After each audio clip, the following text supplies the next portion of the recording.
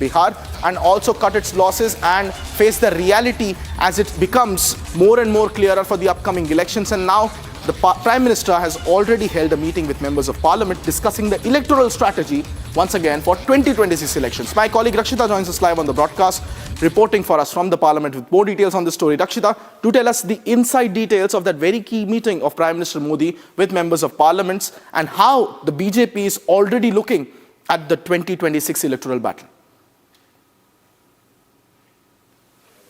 Well, the preparations have kick-started. As you can see clearly, the Prime Minister is here to set the agenda for all the MPs from Rajya Sabha and the Lok Sabha. Bengal, of course, remains very much focused on the SIR right now. And SIR debate is going to happen next week on the 9th of December. So yes, communication from the Prime Minister on that, the government stance on the SIR issue that is being called the electoral reforms. That will be the focus of this meeting between the Prime Minister and the Bengal BJP MPs from both houses. At the same time, of course, BJP is going to go all guns blazing on the law and order issue in West Bengal, the breakdown of law and order that we have been witnessing. Republic TV has also been closely tracking right from the incident regarding the attack on BJP leaders, as you just mentioned. That, apart from the women's security, also one of the issues. So to lay the groundwork for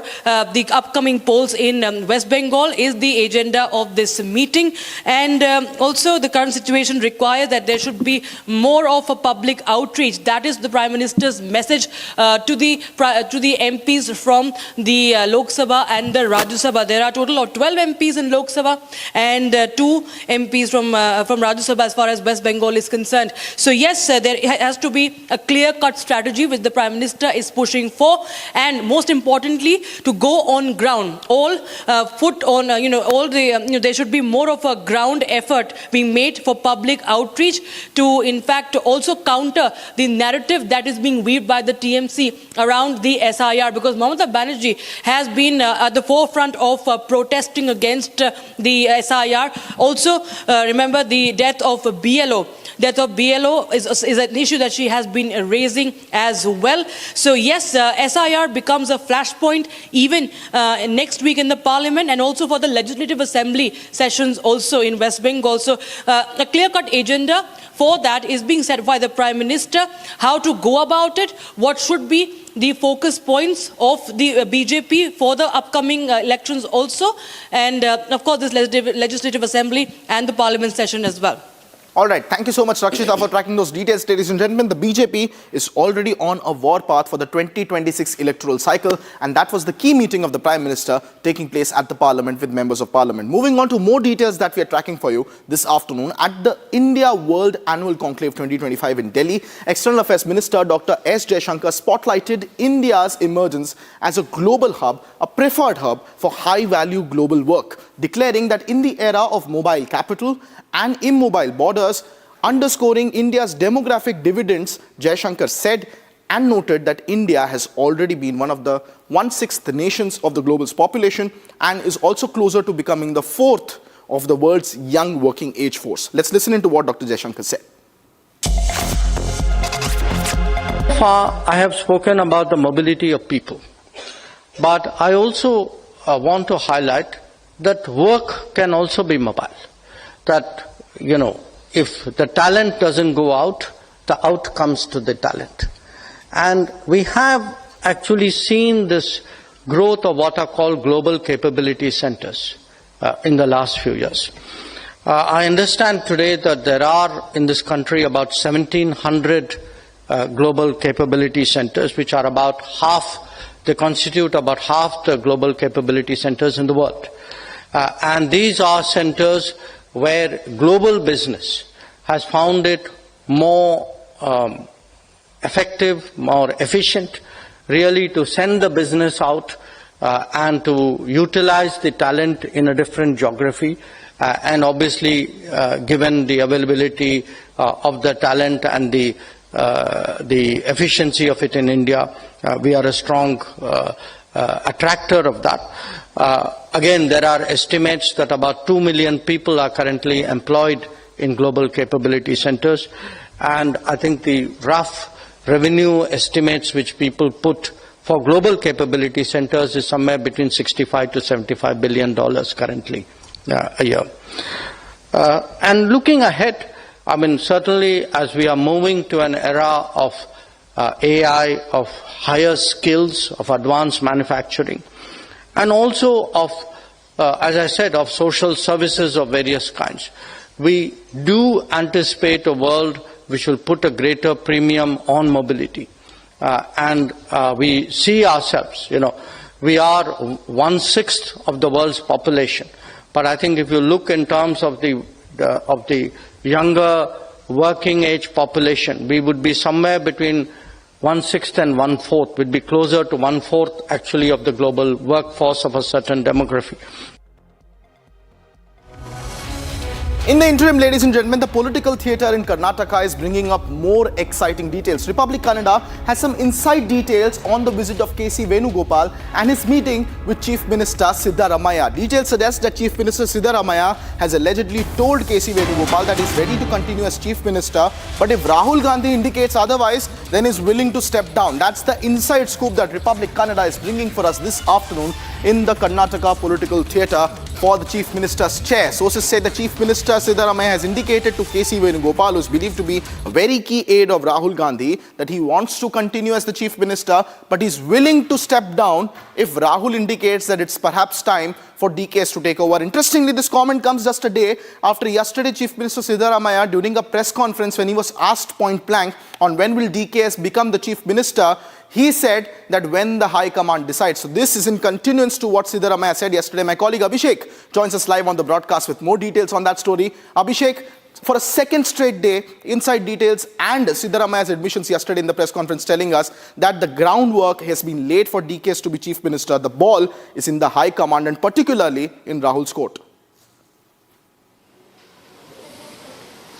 Some of the major submissions made by CM Siddaramaiah in front of KC Venugopal in a closed-door meeting is that there are no ED or IT cases against the CM Siddaramaiah. There is no disturbance within the party. The entire MLAs in the party are in support of Siddaramaiah. Not also that Siddaramaiah has always been a leader who supports the minority communities, and the entire minority community is with the support of CM Siddaramaiah. These are the submissions kept in front of KC Venugopal. CM Siddaramaiah himself mentioned that if at all the High Command wishes to change the Chief Minister, he will abide by the conditions laid down by the High Command. However, he also mentioned that after the telephonic conversation between KC Venugopal, who mentioned Siddaramaiah and DK Shivkumar to have breakfast and sort out things between them and easen up things within the Karnataka Congress, Siddaramaiah mentioned that they have discussed on the guidance of KC Venugopal. It is also mentioned that Siddaramaiah and DK Shivkumar have also come into an agreement with respect to the change of leadership in the next couple of months. DK Shivkumar might have also accepted the fact that he will abide by the regulations or the rules laid down by the High Command of the Congress. KC Venugopal demanded or questioned Siddaramaiah if he has to say anything other than this, and he also congratulated Siddaramaiah for hosting breakfast for DK Shivkumar, and also he had the mutual feeling towards DK Shivkumar as well. So this is the inside scoop of what happened between KC Venugopal and Siddaramaiah when they met at Mangaluru even today. Despite this being a clear conversation which happened in a closed door, the information is that Siddaramaiah might continue for the next 2 to 3 months. KC Venugopal has assured that he will have a conversation and he will also bring to the information of Sonia Gandhi about what is to be done in the next couple of days. But at the same point of time, Siddaramaiah has mentioned to rethink on the repercussions of changing the Chief Minister when the government is running smoothly without any issues. And this indirectly has mentioned KC Venugopal, this indirectly has gone to the KC Venugopal's attention, stating that there is no requirement for the change of Chief Minister, but however, if the High Command wishes to, Siddaramaiah is ready to step down. Kritarth. All right, thank you so much, Abhishek, for tracking those details. Ladies and gentlemen, that's the latest coming in from Karnataka on the Chief Minister saga. In the interim, let me also bring you all the top updates from across Bharat that we are tracking for you. This is Bharat in 2 minutes.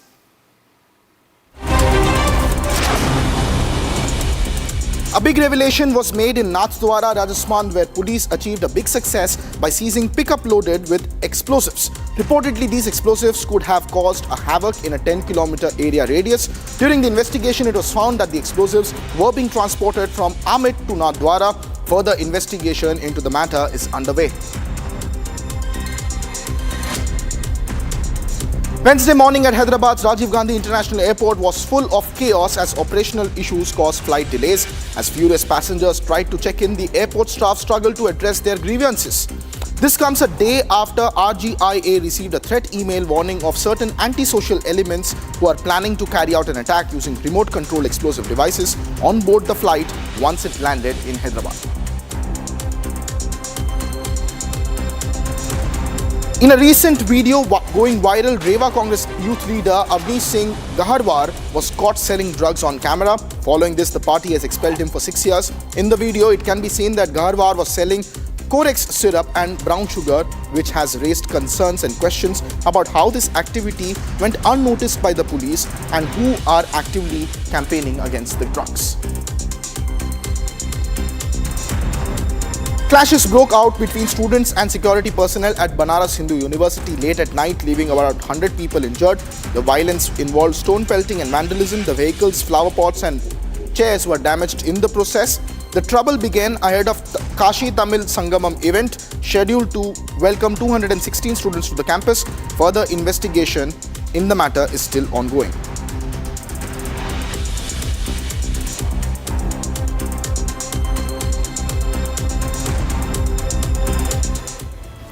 Alright, ladies and gentlemen, that's it for this edition of Live and Breaking. But do not go anywhere, because when we come back, a big row is emerging now over Congress's AI video of Prime Minister Narendra Modi. The BJP is calling it a very cheap tactic. And when we come back, we'll bring you the reactions coming in on this new political row emerging over an AI video of the Prime Minister. Do not go anywhere, ladies and gentlemen. Republic is Live and Breaking.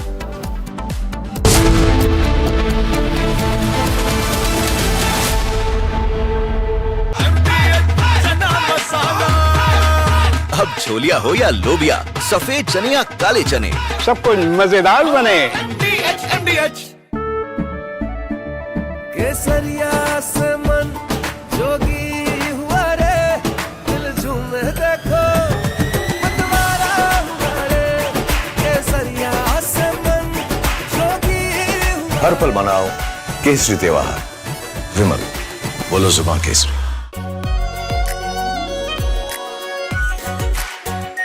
Our pure Shahi Paneer Masala.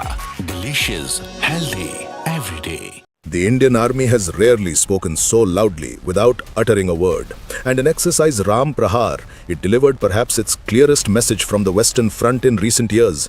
I want Gen Z of this country to know that their country will be taken over by foreigners. Don't let Sonia Gandhi, Rahul Gandhi, Kharge confuse you about SIR. SIR is an attempt by the Election Commission to clean up the electoral rolls which have been infiltrated by infiltrators. India is for Indians. India is not for Bangladeshis. They will take our jobs, they will take our livelihoods, they will take our land, they will challenge our way of life. We have to put an end to this. Look at what Mamta Banerjee has done in Bengal. These are the vote banks of Congress party and Mamta Banerjee. Did the infiltrator follow the rules while infiltrating into my country and threatening my existence? Can we make infiltration into a national issue? This is not about politics and politicians. This is about you. दादी के हाथों का जादू और खुशबू से महकता घर, माँ की मुस्कुराहट और खाने की सुगंध। MDH गरम मसाला, क्योंकि हर रिश्ता है स्वाद से जुड़ा। 13,000 placements last year. At Amity, we are committed to nurturing passionate, hardworking and proactive professionals. Are pure सूजी पास्ता उबालो मिलाओ और खाओ 8 मिनट में तैयार। क्या टेस्ट है सबका राजा आर प्योर मसाला।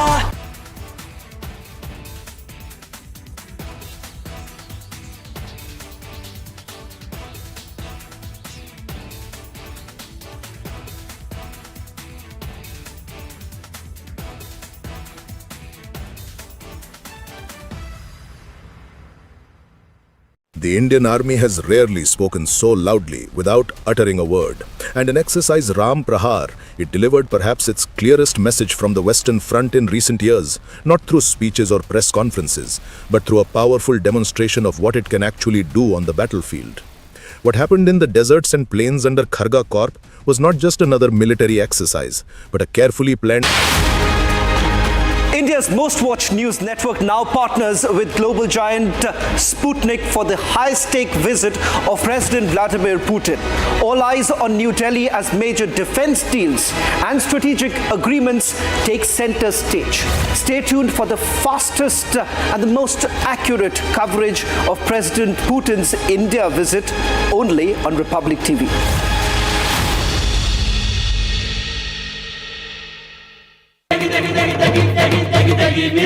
MDH की देगी मिर्च, देगी मिर्च का तड़का, अंग अंग फड़का। MDH की देगी मिर्च। केसरिया से मन जोगी हुआ रे, दिल झूमे देखो मतवारा हुआ रे। केसरिया से मन जोगी हुआ। हर पल मनाओ केसरी त्योहार। विमल, बोलो जुबान केसरी। थोड़े में ज्यादा स्वाद, यही तो है इसकी खास बात। वाओ मामा, क्या स्वाद है? अरे मेरे राजा, The Indian Army has rarely spoken so loudly without uttering a word. And in exercise Ram Prahar, it delivered perhaps its clearest message from the Western Front in recent years. From Asia's largest news headquarters, setting the agenda for Bharat.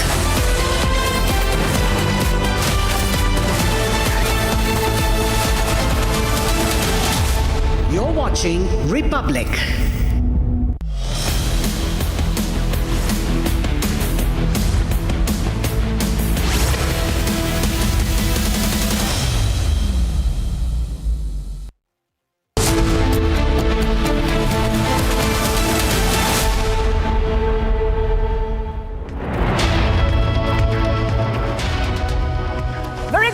Viewers, I'm breaking. I'm Shivangi Shukla, getting you the latest. We're counting down to the Modi-Putin handshake, where both the leaders will review their bilateral ties. All this and much more coming right up. But the headlines first. Let's get started.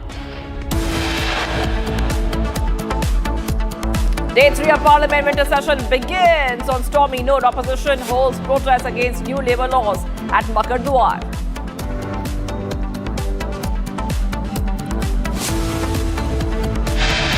जब पंडित जवाहरलाल नेहरू बाबरी मस्जिद के मुद्दे पर सरकारी खजाने से पैसा खर्च करने की बात जब उन्होंने छेड़ी थी, उसका भी विरोध यदि किसी ने किया था तो गुजराती मां की कोख से पैदा हुए सरदार वल्लभ भाई पटेल ने ही किया था, मेरे बहन भाई। Defense Minister Rajnath Singh slammed Nehru and claims Nehru wanted to use public funds to build Babri Masjid.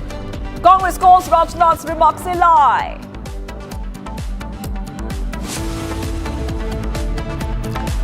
Big row over Congress's AI video and PM Modi. BJP calls out opposition, claiming it as a cheap tactic.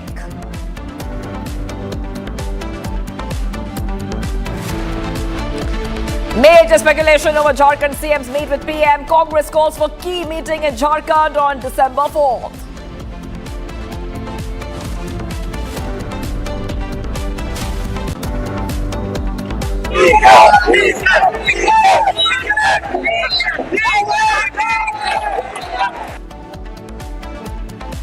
Chorus for DK Shivakumar as Karnataka CM grows DKS supporters Gherao, KC, Venugopal and Mangaluru Airport. Telangana CM Revanth Reddy's remarks on Hindu deities sparks a huge controversy. BJP heads back.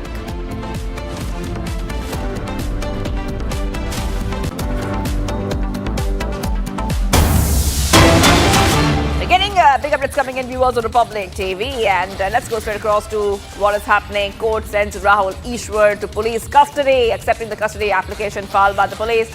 Additional Chief Judicial Magistrate Court granted Rahul Ishwar in police custody for 2 days in connection with the case. registered for disclosing the identity of the woman who raised sexual exploitation allegations against Congress MLA Rahul Mamkutatil. And since he was on hunger strike, the health condition of Rahul Ishwar was not well and he has been taken to a hospital for providing necessary care, viewers. So back-to-back updates coming in, viewers, on Republic TV. Court sends Rahul Ishwar to police custody. That's the latest that we're tracking for you here. And this is coming in as we see that Shankar is joining us. Shankar, okay, so we see that after revealing the identity of the alleged survivor who had accused Rahul Mamkutatil of rape and coerced termination of pregnancy, and after that we see that Rahul Ishwar was arrested. Now he's been sent to police custody. However, he is still on a hunger strike. Well, that's what he is saying.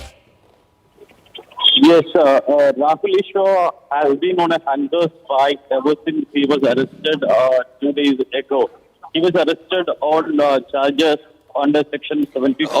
Charges under Section 72 and 79 of the Bharatiya Nyaya Sanhita for disclosing the identity of the victim and also for outraging the modesty of the relevant sections of BNS were charged against Rahul Ishwar, the right-wing commentator and men's rights activist who was arrested from his house so dramatically by a team of police 2 days ago, and he was later remanded in judicial custody for 14 days by a court here.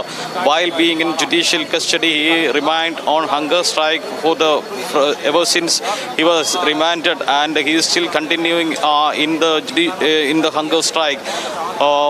Today on Wednesday, the Chief Judicial Magistrate Court granted accepting the custody application filed by the police team.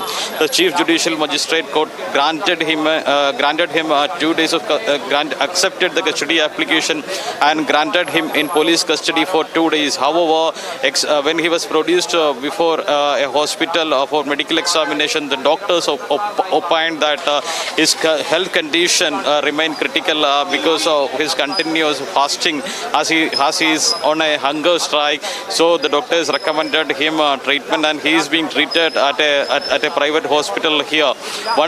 Only after getting a medical report, the prop team will take him in custody and will go for evidence collections at the Techno Park where he is working and also his house. A raid was conducted 2 days ago at his house, and they seized several digital devices as well. Now more evidence have to be collected and he will be taken for evidence collection, but the prop team is still confused as his health condition remains critical and they may not be able to, not critical, his health is very weak and the prop team may not be able to take him for evidence collection.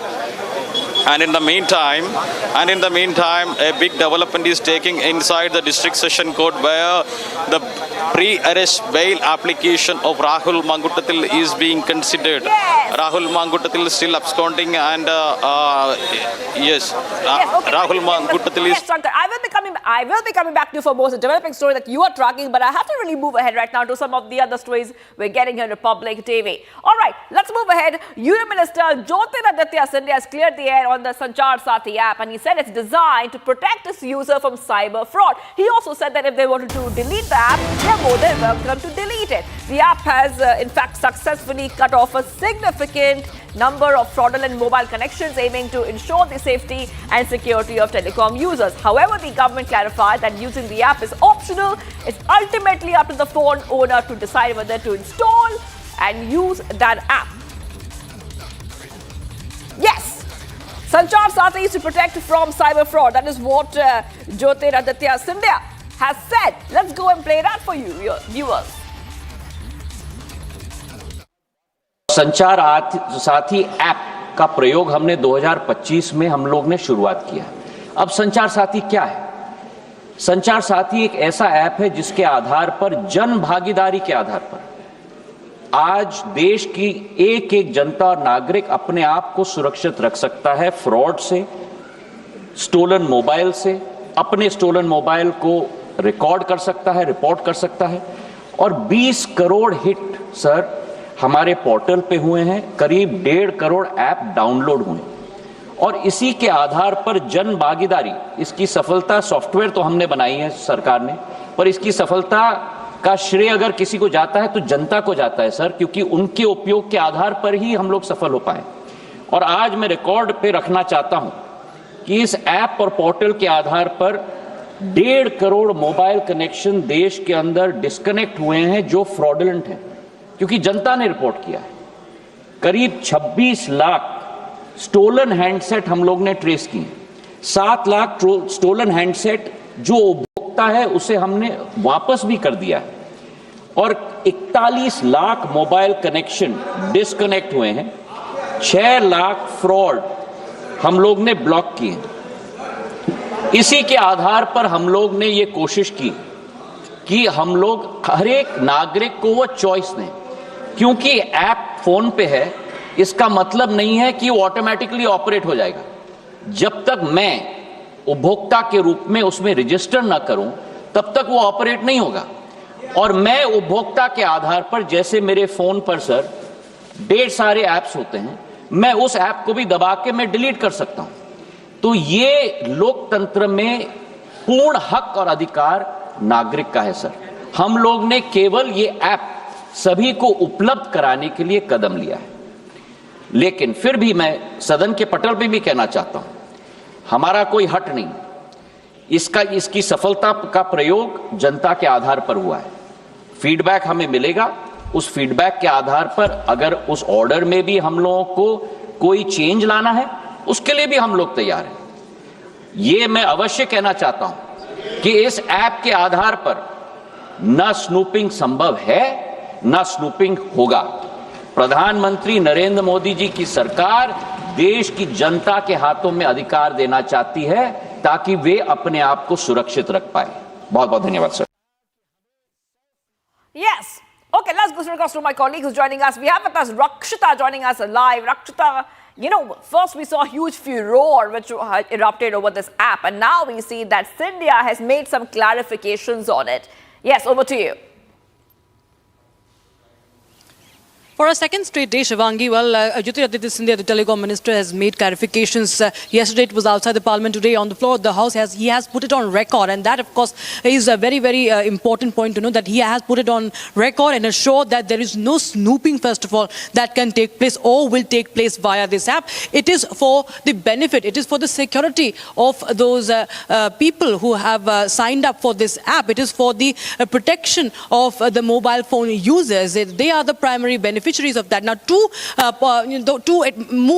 important objections that were made by the opposition was that this app cannot be deleted and it comes pre-installed. Today, Jyotiraditya Scindia has clarified that, first of all, to get this, app activated, one has to register. If someone has a handset which has this app pre-installed, one has to first register. Unless you register, it cannot be activated. So it is all voluntary. There's no compulsion for that. Secondly, if someone wants to delete this, just like any other app, this app can also be deleted, like in Apple, iOS, or in Android. So what he has said is that these two concerns raised by you see what Randeep Surjewala in the Rajya Sabha had also sought a discussion on it, raising concerns that it could track and it could also work as a kill switch, it could compromise the security. All that has been countered by Jyotiraditya Scindia. Hold on for a second. We're getting some breaking news coming in. Rakshita, hold on. Amit Shah is chairing a high-level meeting with Nanda in the parliament. Big update coming in, viewers on Republic TV. Let's go ahead and see what is happening. Lot of updates. Third day of the winter parliament session is leading to a lot of meetings that we have been speaking about since the morning today. Amit Shah is meeting JP Nadda in the parliament as we speak. This is coming in as a key meet between JP Nadda and Home Minister Amit Shah. Okay, I want to go back to my colleague. We are being joined once again by Rakshita. Rakshita, high-level meet over election of BJP president underway. This is what we are learning of. Rakshita. Yes, there has been, of course, a lot of meetings for the past 6 months. If you see, or at least the past 3 months, we've seen that back in August also you had a parliamentary meeting of the BJP also. That, of course, continues to focus on the election of the next president of the BJP. Now, sources tell us that right now, as we speak, Home Minister Amit Shah is holding a meeting with JP Nadda for the same. It's a high-level meeting that is right now going on between the two leaders.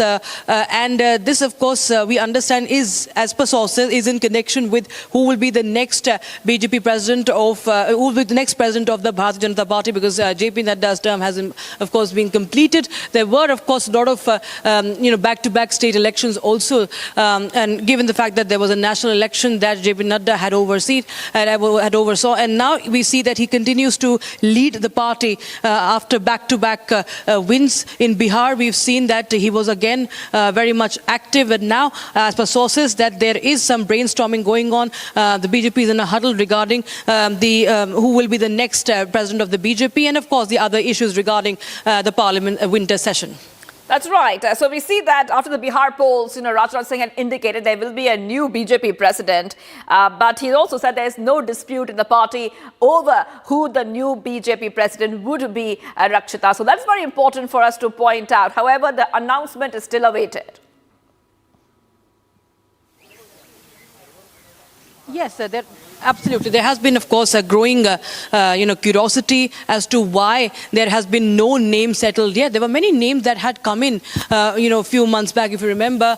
Will it be somebody from the south? Will it be somebody from north? RSS route, so on and so forth. There were a lot of questions being raised. Many names were doing the rounds just a few months ago. But right now, there is no, clarity as to who is one of the contenders, who are the contenders. There's no clarity yet. And yes, as talking about the dispute factor, the dispute part, reports have been quashed. Such claims have been quashed by BJP itself. And what we understand is that it will be taking, this process will be carried out in the way the BJP, the way it happens in the BJP. Whenever a president has been elected, the due process will be followed. But yes, who are the candidates, the contenders for that top job? That is something that they will be brainstorming about, and how to initiate that process. All right, well, thank you for getting us all those details, Rakshita. I'll be coming back to you for more. We have to move ahead right now. Getting some breaking news coming in, viewers. Let's go straight across the next breaking updates. A charge exchange that has further fueled national debates on religious education and semantics. The Jamaat Ulama-e-Hind, the President Maulana Mahmood Madani, during a confrontation with Republic Bharat, evaded direct responses to probing questions about incorporating jihad into school curricula. Okay, despite his earlier emphatic endorsement, let's go and play out that entire statement.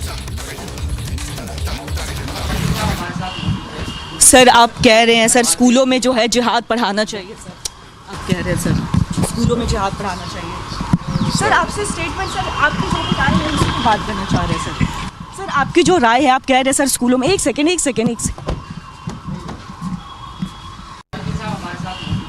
Sir, आप कह रहे हैं sir स्कूलों में जो है जिहाद पढ़ाना चाहिए सर, आप कह रहे हैं सर स्कूलों में जिहाद पढ़ाना चाहिए सर, आपसे स्टेटमेंट सर, आपकी जो राय है उसी की बात करना चाह रहे हैं सर, आपकी जो राय है, आप कह रहे हैं सर स्कूलों में, एक सेकेंड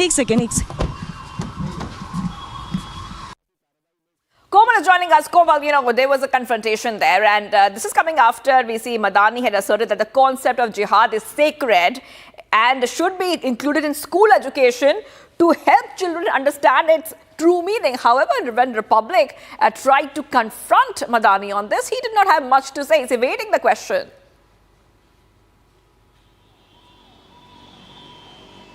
बिल्कुल, देखिए, अगर महमूद मदनी की बात करें तो हमेशा वो अपने कंट्रोवर्शियल बयानों को लेकर के जो है वो चर्चा में रहते हैं, और ऐसे में यहीं पे हम पहुंचे थे। ये उनका ऑफिस है, जमीयत उलेमा हिंद का ये ऑफिस है, जहां पे अंदर एक मीटिंग में जो है महमूद मदनी जो है वो प्रेजेंट थे। लेकिन ऐसे में हम उनसे लगातार सवाल करने की कोशिश करते हैं। सबसे पहले जब हम यहाँ पे पहुँचते हैं तो थोड़ा विरोध का भी सामना हमें करना पड़ता है, क्योंकि उनका यही कहना होता है, अच्छा आप रिपब्लिक भारत से आ गए। हमारे सवालों से अमूमन देखिए जिस तरह से वो भागते नजर आए हैं, तो ऐसे में देखिए वो जवाब देने से भी कतरते हुए नजर आ रहे थे। और उनका साफ तौर पर यही कहना था, देखिए जब उनसे सवाल कर रहे थे कि इसके पहले जो आप बयान दे रहे थे उसमें आपने एक एजेंडा फिक्स किया, यानी महमूद मदनी ने एक एजेंडा फिक्स कर दिया कि जो जिहाद है उसको स्कूलों में है पढ़ाना चाहिए। साफ तौर पर कई बार जो है एक विशेष समुदाय की अगर हम बात करें, कट्टरपंथियों की तरफ से जो है नापाक मंसूबों को जब अंजाम दिया जाता है तो जिहाद शब्द का इस्तेमाल उसमें कई बार देखने को मिला है। लेकिन ऐसे में उसी जिहाद शब्द को ये पवित्र बताते हैं, उसके बाद कहते हैं स्कूलों में भी बच्चों को बढ़ा देना चाहिए। और ये वही महमूद मदनी है जिन्हें कुछ दिन पहले तक जो है वंदे मातरम बोलने से जो है उस पर वो आपत्ति जता रहे थे। वो कह रहे थे कि हम वंदे मातरम नहीं बोलेंगे, वंदे मातरम बोलने में इनका दर्द जो है वो छलकता है। लेकिन अब वही कह रहे हैं कि जिहाद शब्द जो है पवित्र है, उसको स्कूलों में पढ़ाना चाहिए। और यही सवाल जब हम किए कि भाई जिहाद शब्द स्कूलों में उसका क्या कुछ मतलब है, कई बार नापाक इरादों को अंजाम देते हुए जब लोग नजर आते हैं जिहाद शब्द का इस्तेमाल होता है, तो ऐसे में आप उस शब्द को पवित्र बता रहे हैं, आप स्कूलों में पढ़ाने की बात कर रहे हैं, शिक्षा के मंदिर में पढ़ाने की बात कर रहे हैं। तो इन सवालों से महमूद मदनी जो है किस तरह से भागते हुए नजर आए हैं वो आप देख सकते हैं। जब हम यहाँ पहुंचे थे तो उस समय भी देखिए एक विरोध जो है वो हमें देखने को मिल रहा था, क्योंकि हम सही सवाल करते हैं और उन्हीं से सवाल, क्योंकि जो बयान उन्होंने दिया है वही बयान पर हमारा सवाल था कि भैया अगर आपको ऐसा लग रहा है कि ये स्कूलों में पढ़ाना चाहिए तो क्यों ऐसा लग रहा है, क्यों वंदे मातरम बोलने पर आपको दुख हो जाता है, आप आपत्ति जताने लगते हैं, लेकिन वही बात जिहाद की होती है तो आप उसको पवित्र बताते हैं, स्कूलों में पढ़ाने की बात भी आप कर देते हैं।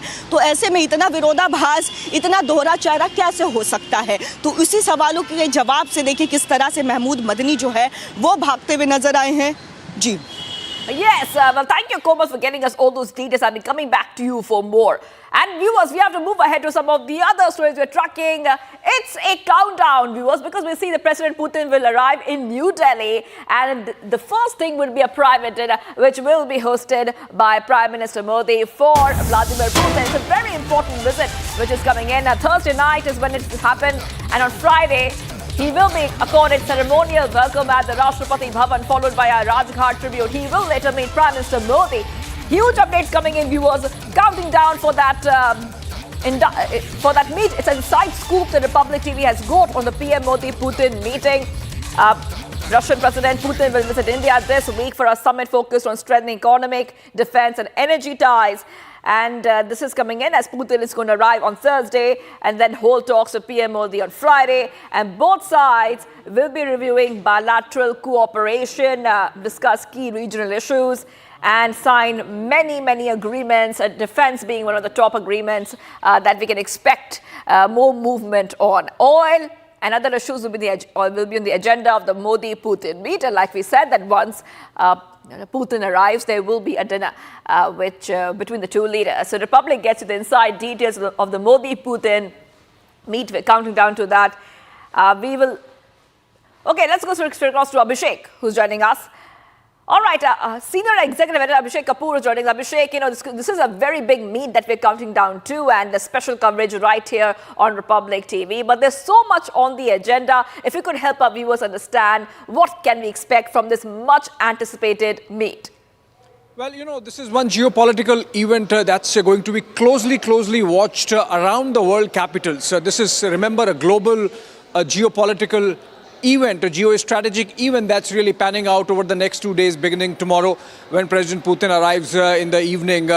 And he's going to be there. We are told that he's going to be beginning or hit the ground running, meeting Prime Minister Modi at 7 LKM tomorrow evening itself. And then because it's a state visit, the day after tomorrow, beginning with the ceremonial welcome at the forecourts of the Rashtrapati Bhavan, to going to the Rajghat, to the Hyderabad House, delegation talks, restricted format talks, and then there is a business summit that the two leaders are going to jointly address at Bharat Mandapam in the afternoon. President Putin is also going to inaugurate the Russia Today operations in India, and then of course the state banquet, and before that meeting President Draupadi Murmu, and then of course he flies out late in the evening of 5th of December, which is day after tomorrow. That's how the engagements look like as of now. But what is important is that what's really on the table. And that is a complete appraisal of the India-Russia relationship. And the reason why I said the world community would be closely watching, world capitals would be closely watching, world leaders would be closely watching is because India has played an important role this side of Suez in having a two-way dialogue between Ukraine and Russia to bring an end to the war. Prime Minister Modi leading with that very famous quote now of this is not an era of wars. So everyone would be watching closely. Also, the fact that the West accuses India of indirectly financing the war machine of Russia by bankrolling Russian oil industry, and because we have been purchasing Russian oil. That's something which is going to be on the table. India has maintained that we are guided by our national interest, by our own energy security needs and the needs of our citizens in terms of this decision to buy Russian oil, even if there is a bit of taper or up and down. And that's essentially a reflection of the industry dynamics and demand dynamics. Apart from that, coming as it does on the back of Operation Sindoor, and the fact that almost 40% of Indian war machine still remains of Russian vintage. In the case of IAF, maybe up to 60%. So the fact that platforms like S-400 played a crucial role during Operation Sindoor and in its success, that's really firmly on the table. We had Kremlin spokesperson Dmitry Peskov yesterday mentioning how both S-400 and Sukhoi 57s are there firmly on the table insofar as discussion on the defense trade aspect is concerned. Overall, defense, energy security, economy, and the fact that India and Russia have been in talks for a while to strengthen and operationalize a mechanism of trade in respective national currencies, so that the restrictions that are in operation because of sanctions imposed by the West, specifically the United States, those can be taken care of. So I think more than the defense deal, where a deal might not be announced per se, but a lot of movement forward would happen. A crucial announcement perhaps could be that India and Russia would decide to carry on their trade in their respective national currencies, and a mechanism to be found and announced by which the trade would be taken forward, essentially focusing on the economy aspect. So while by way of optics, it's a strong statement being made by India of its strategic autonomy and multi-alignment policy that we have followed of late at the level of economy. It's about India really firming up its options in terms of the changing global situation, where a sanctions regime is really crippling options in terms of buying your oil. Remember, in the case of Iran, also those sanctions affected India's energy security, and now in the case of Russia, of course, the larger objective of bringing an end to the war somehow in Europe, so that there are positive spin-offs, not just for India, but for the rest of the world also. So all those things would be on the table. It's a very significant visit, as I mentioned, panning out. Vladimir Putin arriving in New Delhi for the first time after the launch of the Ukraine war, and first time since 2021. So in that sense, it's a very significant geopolitical and geostrategic event taking place in New Delhi, with all the world watching closely. Yes, and Abhishek, before I let you go, just one short question for you, because, you know, we put a focus on the high-profile defense deal. You spoke about this, but we're talking about defense deal, very high-profile ones, defense cooperation, S-400 and Sukhoi. Now, that is something to watch out for, Abhishek. Well, you see, the Sukhoi 57 is, let's talk about that first. It's a fifth-generation aircraft, and the Russians are very keen that they outsmart the Americans insofar as the fifth-generation fighter aircrafts are concerned. So they are willing for technology transfer also. Now, India has two options. One is F-35s, which the Americans have offered, and Su-57 being offered by the Russians, with a difference that in the case of Americans, A, it's very expensive, and B, there is very limited or no technology transfer, while in the case of Russians, the option of technology transfer, tremendous amount of technology transfer, about which Peskov, Kremlin spokesperson, spoke yesterday in that press conference, that option is there. Apart from the fact, of course, that given the fact that Indian defense war machine essentially is of Russian vintage, with a legacy going back 50, 60, 70 years. In that sense, most of our manpower is trained on Russian war machine, from the MiGs to Sukhois. So it would essentially amount just an upgrade, not only in terms of manufacturing, but also in terms of training, maintenance, etc. So that smooth glide path is there in case a decision is taken on Sukhoi 57s. Similarly, in the case of S-400, the platform really proved its tremendous utility and success in Operation Sindoor, and more of it is an order for more of it is in the pipeline, but obviously it depends on whether the Russians can really deliver and meet the timelines, because the earlier order still is pending. Of the five batteries that were ordered, two are still remain undelivered. So in that sense, I think it's going to be very important on the defense side, but the larger relationship, we should not lose sight of that. And all eyes, as I said, over the next 2 days on President Putin arriving in New Delhi and spending 1.5 days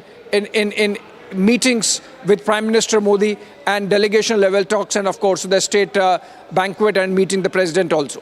Yeah, that is right, Abhishek. Well, thank you for getting us all those details. And like Abhishek told us, all eyes on that meet. The entire world will be watching as Modi and Putin shake hands. A handshake will be something to watch out for. Big deals on the table. Taking a short break. Do not go anywhere. Vladimir Putin to be in India by tomorrow. All eyes on that meet. Guard of honor to be accorded to Vladimir Putin. Stay tuned.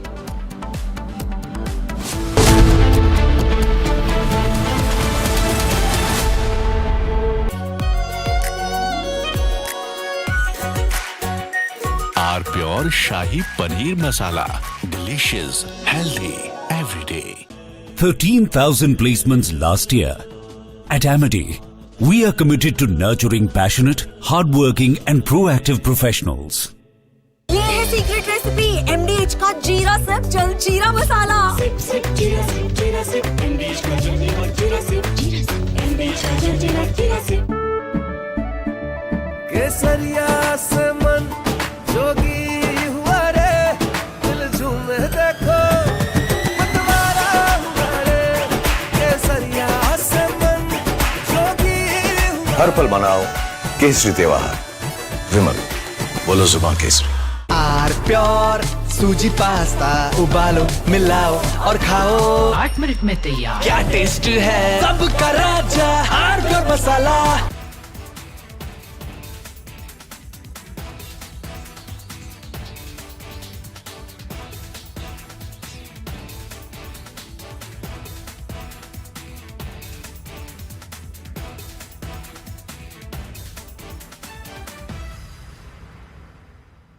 MDH की हल्दी मिर्ची धनिया करे कमाल। ये रंग दे, ये खुशबू दे, ये तीखा, ये कम पड़े।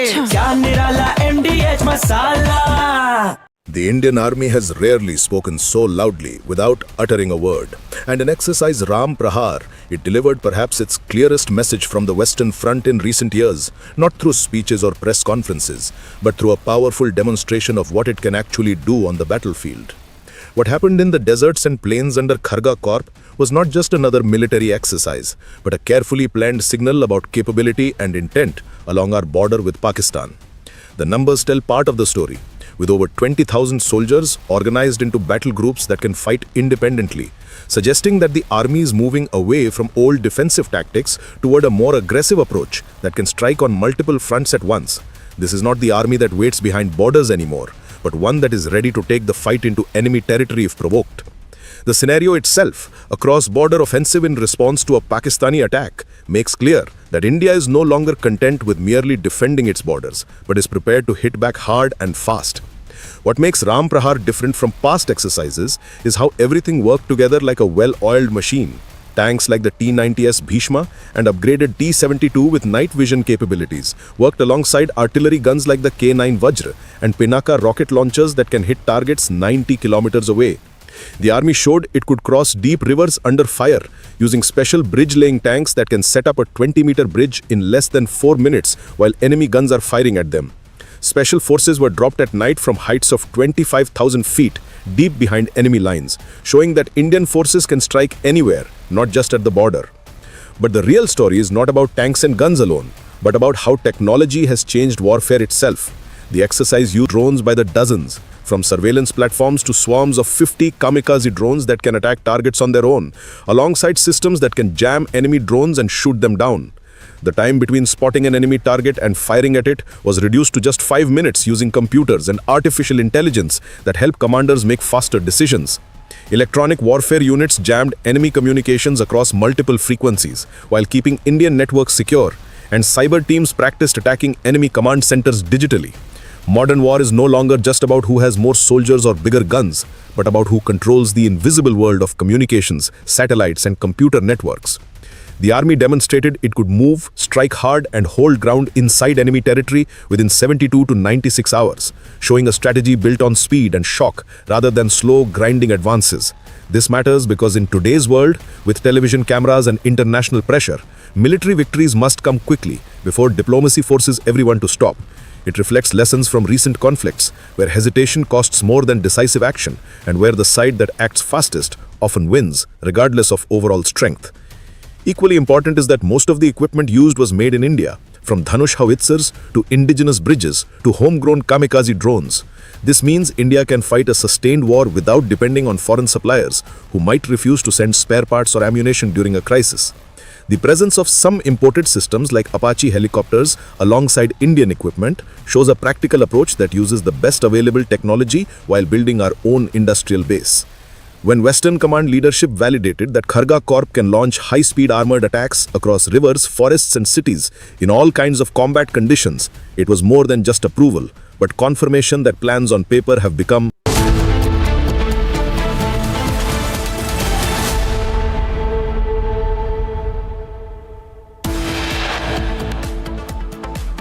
Day 3 of Parliament winter session begins on stormy note. Opposition holds protests against new labour laws at Bakardwar.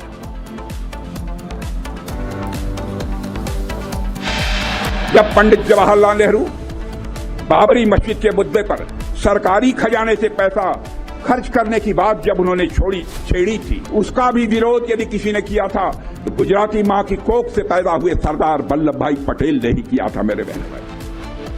Defense Minister Rajnath Singh slams Nehru claims Nehru wanted to use public funds to build Babri Masjid. Congress calls Rajnath's remarks a lie.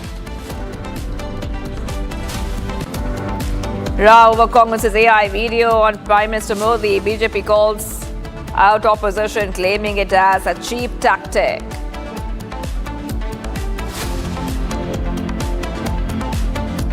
Major speculation over Jharkhand CM's meet with PM. Congress calls for key meeting in Jharkhand on December 4th.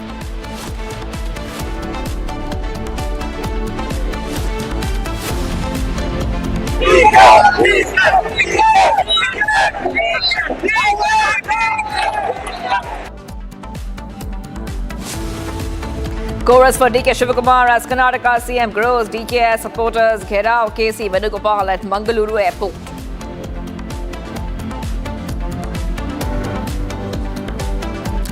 Telangana CM Revanth Reddy remarks on Hindu deity sparks huge controversy. BJP hits back.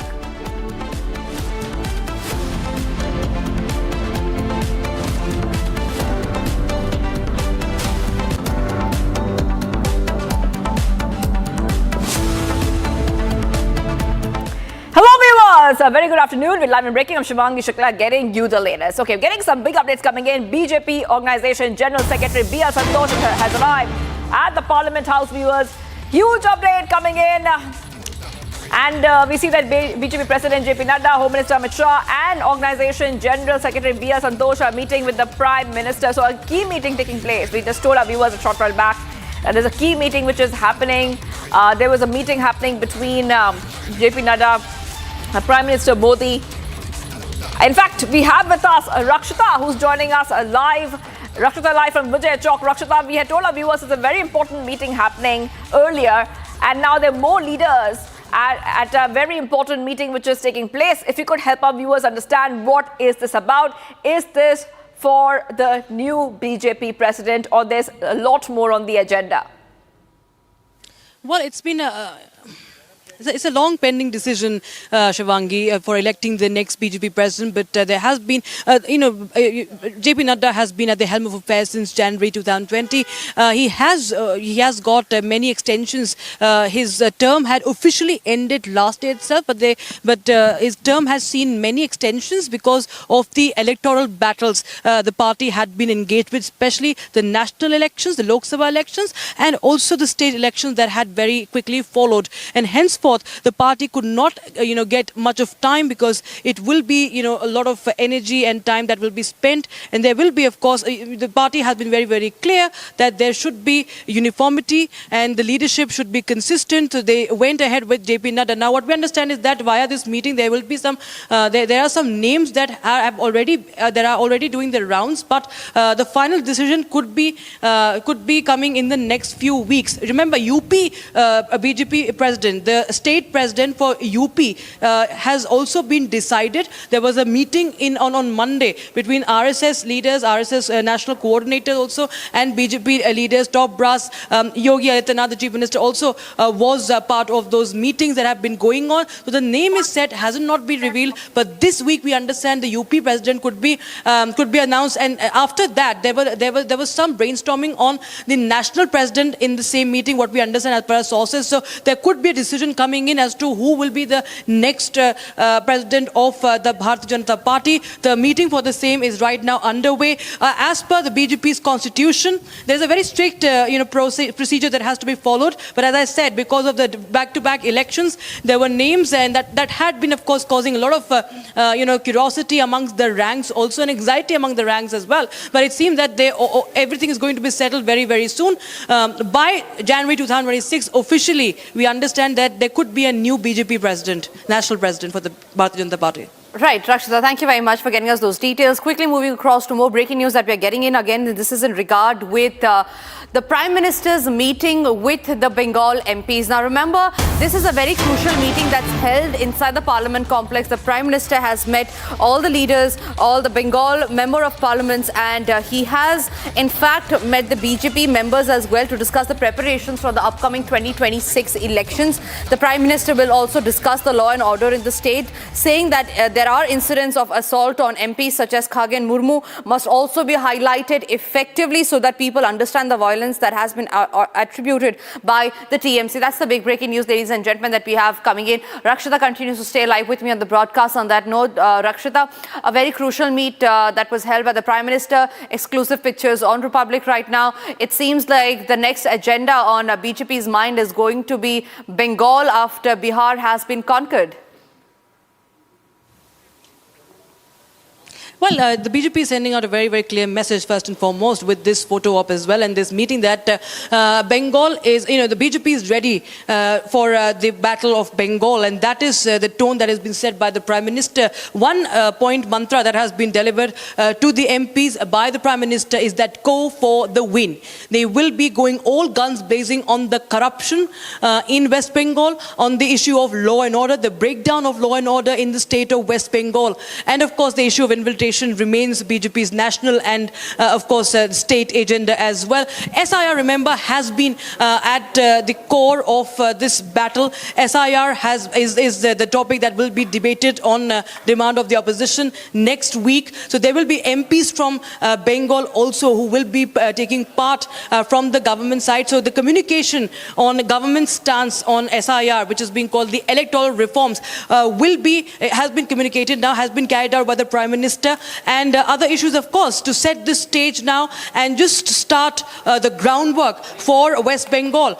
Also ghirawing the West Bengal government on issues of women's safety and, reach more of a focus on public connect is the mantra that has been delivered by the Prime Minister. Prime Minister has urged all the MPs and all those on all the Karyakartas on ground zero should be connecting with the public and highlight the benefits of a double-engine sarkar, a double-engine government, with BJP in the center and in the state. That is something that should be, that should be promoted, and that should be the idea that should be communicated to the voters of West Bengal. BJP had made inroads in the previous assembly elections, clinching 77 seats, and now it looks to improve that tally. And Prime Minister, saying one thing, that that there has to be a decisive victory in West Bengal.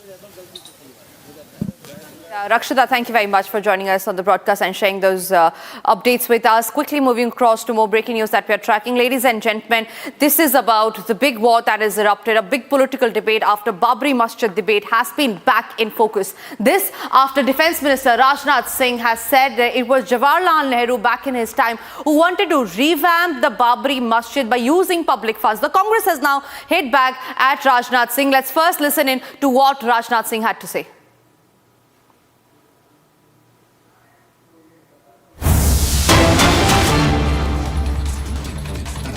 Congress मतलब मुसलमान, मुसलमान मतलब कांग्रेस।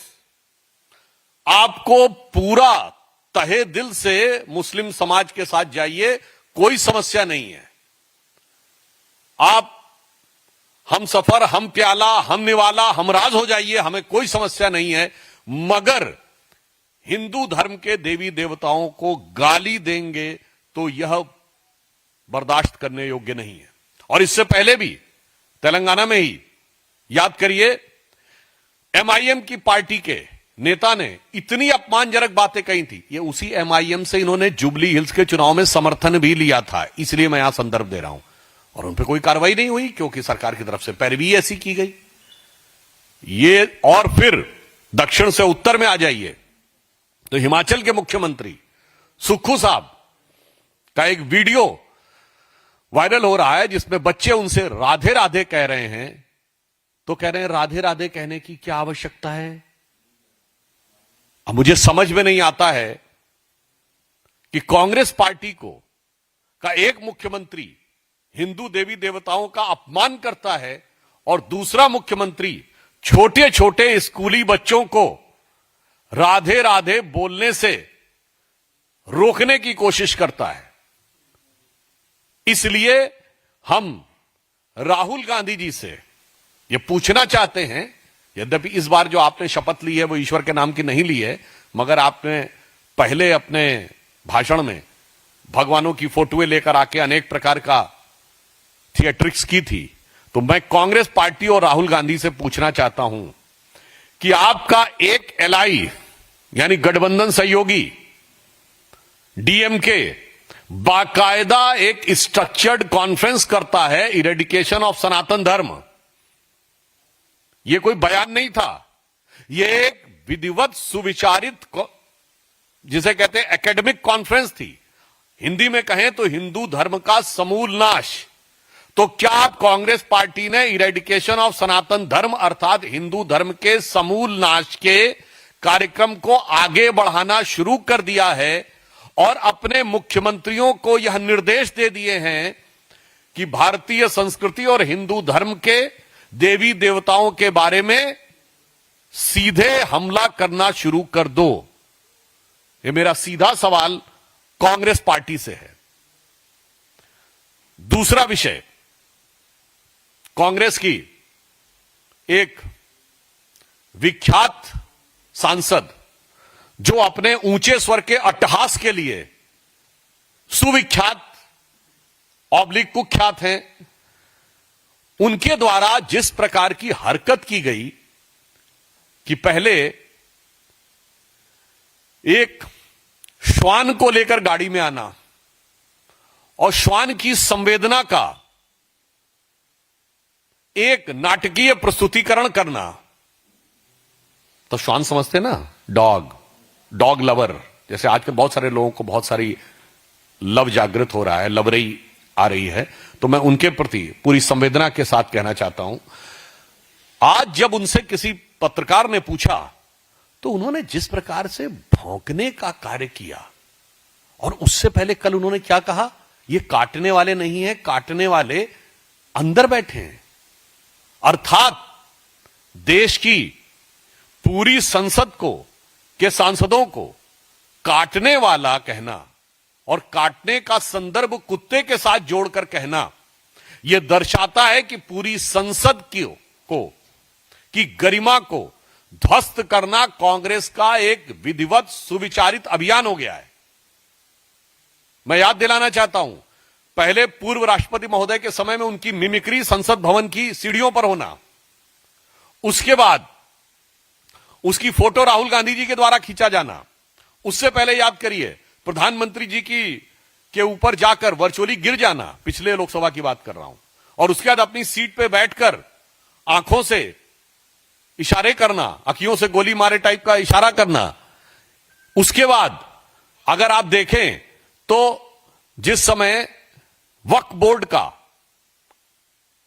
वो हो रहा था voting, रात में पैजामा और टी शर्ट पहन के राहुल गांधी जी आए। अरे भाई, हम सब लोग 2:30-3 बजे तक वहां पे थे। फिर संसद भवन के अंदर अपने भाषण के दौरान कभी भगवान शंकर और कभी गुरु नानक देव की फोटो यूं करना। हम ये पूछना चाहते हैं कि भारत की संसद की गरिमा को तार तार करने के इस अभियान में क्यों लगी हुई है कांग्रेस पार्टी? क्या ये आपके अंदर का, जो माननीय प्रधानमंत्री जी ने कहा था कि मुस्लिम लीगी माओवादी कांग्रेस बनती जा रही है, ये दोनों उदाहरण इस बात को प्रमाणित करते हैं कि अर्बन नक्सल माइंडसेट की तरह पूरे के पूरे कॉन्स्टिट्यूशनल एपरेटस को डिमीन करना, यानी समस्त संवैधानिक व्यवस्थाओं और संस्थाओं को के प्रति अपमान और तिरस्कार करना, जो एक माओवादी एजेंडा होता है, और हिंदू धर्म के प्रति घृणा फैलाना, जो एक मुस्लिम लीगी एजेंडा होता है। मुझे लगता है कि कांग्रेस अब इस विषय के ऊपर एक सीमा से ज्यादा चली गई है। अब इस पे मैं आपको यह तीसरा विषय भी बताना चाहता हूं कि मुस्लिम लीगी माओवादी मानसिकता में कांग्रेस की सीमा तक चली गई है कि एक इस्लामिक धर्मगुरु मौलाना मदनी के द्वारा जिहाद शब्द के बारे में बोले जाने पर कांग्रेस के नेता इमरान मसूद आकर व्याख्या करने लगते हैं। मतलब आपको कौन सी ऐसी गरज पड़ी है कि एक बिल्कुल मजहबी विषय के ऊपर आकर आप उसका बचाव कर रहे हैं? और ये वही इमरान मसूद हैं जिन्होंने कहा था मोदी जी की बोटी बोटी काट डालूंगा, जो उस समय कांग्रेस में नहीं थे, समाजवादी पार्टी में थे। कांग्रेस ने उन्हें लाया, पहले प्रदेश का उपाध्यक्ष बनाया, फिर सांसद बनाया। फिर हम राहुल गांधी से पूछना चाहते हैं, यह आपके मुस्लिम लीगी एजेंडा का हिस्सा हो गया है क्या कि जितने घृणा फैलाने वाले सांप्रदायिक विद्वेष और कट्टरपंथी कठमुल्ला जैसे विचारों रखने वाले लोग हैं, उन सबको आप कांग्रेस में लाकर उनसे इंटरप्रिटेशन और मिस इंटरप्रिटेशन करने का प्रयास करेंगे? और फिर मैं याद दिलाना चाहता हूं देश की जनता को, ये वही लोग हैं जो भारत माता की जय कहने में कहते हैं कि नहीं नहीं नहीं, इसको कहने की जरूरत नहीं है, और जिहाद की व्याख्या में आकर उनके सांसद खड़े होते हैं। जबकि अगर मुस्लिम अकीदे के हिसाब से देखें तो इमरान मसूद न मुल्ला है, न मौलवी हैं, न मुफ्ती है, न बारी हैं। उनको कोई हक भी नहीं है कि वो मजहबी मामलों के ऊपर कमेंट्री करें। मगर कांग्रेस के अंदर ये फीलिंग इस सीमा तक आती जा रही है कि ये बिल्कुल स्पष्ट होता जा रहा है। इसलिए मैं कांग्रेस पार्टी से यह पूछना चाहता हूं कि आज आप अपना एजेंडा साफ करें कि हिंदू धर्म और भारतीय संस्कृति के प्रति और संसद की गरिमा को ध्वस्त करने का यह बीड़ा आपने स्वयं उठाया है, या ये इरेडिकेशन ऑफ सनातन धर्म तो भारत में हुई थी कॉन्फ्रेंस, डिसमेंटलिंग ग्लोबल हिंदुत्व दुनिया की बड़ी बड़ी इंस्टीट्यूशन में हुई थी। तो अर्थात यह बीड़ा आपने खुद उठाया है या किसी ने आपको उठा के थमाया है कि भारत के अंदर घृणा करना है, सामाजिक टकराव पैदा करना है और हिंदू धर्म को डिमीन करना है। तो कांग्रेस पार्टी से हम बहुत साफ सीधा सवाल आज ये पूछना चाहते हैं कि वो इन मामलों पर जब आपके मुख्यमंत्री स्तर के व्यक्ति इस प्रकार के बयान दें और आपके सांसद इस ढंग की हरकतें करें, तो इससे साफ हो जाता है कि ये आपका एक well thought of action plan है। और हमें देश की जनता पर पूर्ण विश्वास है कि वो अपने विवेकशील दृष्टि से इन पर सारी चीजों पर नजर रखे हुए हैं। कांग्रेस से जरूर हम ये पूछना चाहते हैं कि ये आप किस योजना के तहत कर रहे हैं? आज देश इस रहस्य पर से पर्दा उठाना चाहता है। धन्यवाद।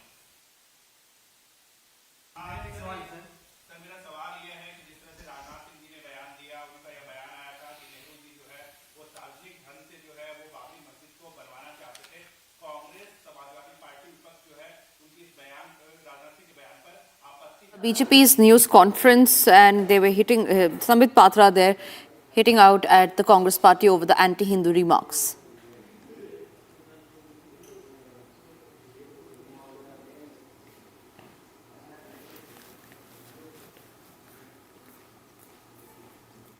उसका सोर्स है the inside story of Sardar Patel, diary of Maniben Patel, page number 24.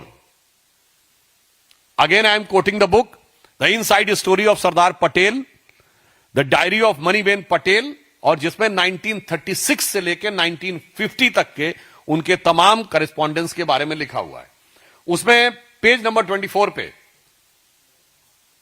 यह लिखा हुआ है, Nehru also raised the question of Babri Masjid, but Sardar made it clear that the government could not spend any money for building a mosque.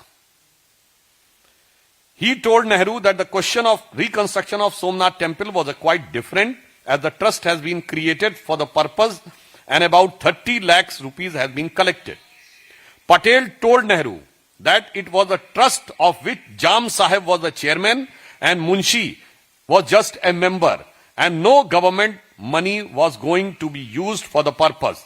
This silenced Nehru. 20th September 1950. अर्थात बहुत स्पष्ट है, मैं हिंदी में इसका सार संक्षेप कर देता हूं कि नेहरू ने बाबरी मस्जिद का विषय उठाया, सरदार पटेल ने उसका प्रतिरोध किया और उन्होंने कहा कि सोमनाथ के पुनर्निर्माण का विषय इससे बिल्कुल भिन्न है. वो एक प्राइवेट ट्रस्ट जिसकी अध्यक्षता जाम साहब ऑफ नवनगर, जो उस समय राज प्रमुख थे, उन्होंने किया है, और मुंशी जी उसमें एक सदस्य हैं. सरकारी धन का कोई उपयोग नहीं हुआ है. 30 लाख रुपए प्राइवेट ट्रस्ट के द्वारा करे गए हैं.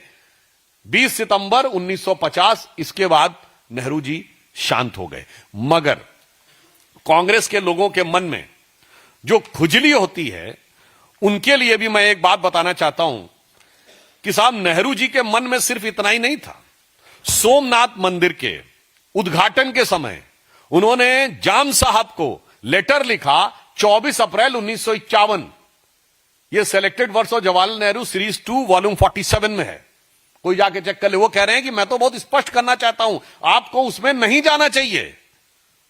सोमनाथ मंदिर के निर्माण में कोई भूमिका नहीं निभानी चाहिए, आपको वो अटेंड भी नहीं करना चाहिए. गजब है साहब, सोमनाथ मंदिर का तो कार्यक्रम भी अटेंड नहीं करना चाहिए जाम साहब को, जो कि राजा थे, मगर बाबरी मस्जिद बनवानी चाहिए. और फिर इतना ही नहीं है, मैं नेहरू जी का एक कोट करता हूं जो उन्होंने दिल्ली में 1959 में नेशनल गैलरी में ये speeches at the inauguration of seminar and exhibition and architecture organised by Lalit Kala Akademi and all India fine arts and craft, New Delhi, 17 मार्च 1959. 17 मार्च 1959 को नेहरू क्या बोलते हैं एक कार्यक्रम में, some of the temples of south India however repel me in spite of beauty. I just can't stand. Why? I do not know. Cannot explain that. But they are oppressive. They suppress my spirit. They do not allow me to rise and keep me down in the dark corridors. I like the sun and air. In contrast, he found Taj Mahal as astoundingly beautiful. 17 मार्च 1959 को जवाहरलाल नेहरू क्या लिख रहे हैं? वो कह रहे हैं, दक्षिण भारत के मंदिर कितने भी उससे हो, मैं डिप्रेस्ड फील करता हूं. मुझे समझ में नहीं आता है कि मुझे डिप्रेशन क्यों लगता है उन कॉरिडोर्स में मूव करते समय. तो इसका अर्थ हुआ कि वहां से लेके और आज तक राम मंदिर के शिलान्यास में न जाना, राम मंदिर की ध्वजा का विरोध करना, बाबरी मस्जिद बनाने का संकल्प लेना. वो एक पुराना गाना था ना, ये रईसी है खानदानी, वो रईसी नहीं, ये कहानी है खानदानी. तो इसलिए मैं यह स्पष्ट रूप से कांग्रेस के नेताओं को मैंने कोर्ट के साथ बता दिया है. तो अब कांग्रेस वालों को सोच समझकर अपने नेताओं को पढ़कर बताना चाहिए और यह भी बताना चाहिए कि ये भारत वो था कि सोमनाथ मंदिर के उद्घाटन के समय तत्कालीन हमारे राष्ट्रपति राजेंद्र प्रसाद जी गए थे, उनको जाने से रोकने का प्रयास किया था। पुरुषोत्तम दास टंडन जी राजस्थान के गवर्नर थे, उनको भी रोकने का प्रयास किया था।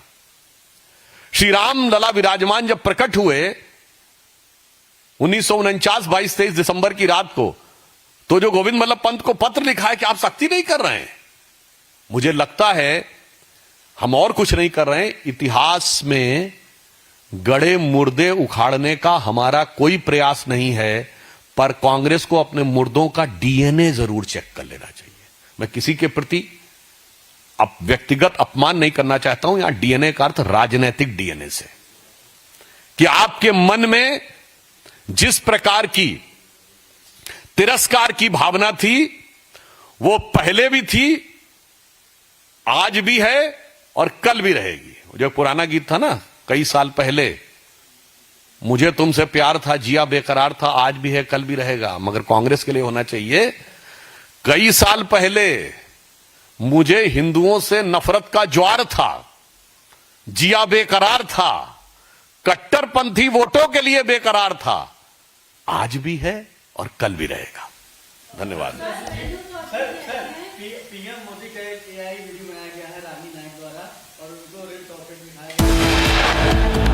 Right, that was the BJP's news conference. Sudhanshu Trivedi there addressing and hitting out at the Congress party, also raking up and reiterating what Rajnath Singh has said on Babri Masjid and Jawaharlal Nehru. Getting you much more on that big story right after a short break.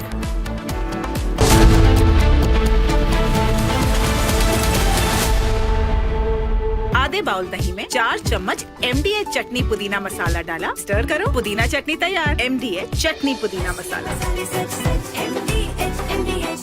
इसको घर पे लगाओगे तो शादी का तो पता नहीं, पर घर पक्का नहीं टूटेगा। रुंगटा नहीं तो घर स्ट्रॉन्ग नहीं। रुंगटा स्टील TMT बार एकदम सॉलिड। पहाड़ों में हाइकिंग शिप भी बन सकती है। थोड़े में ज्यादा स्वाद, यही तो है इसकी खास बात। वाओ मामा, क्या स्वाद है। अरे मेरे राजा। The Indian Army has rarely spoken so loudly without uttering a word, and an exercise.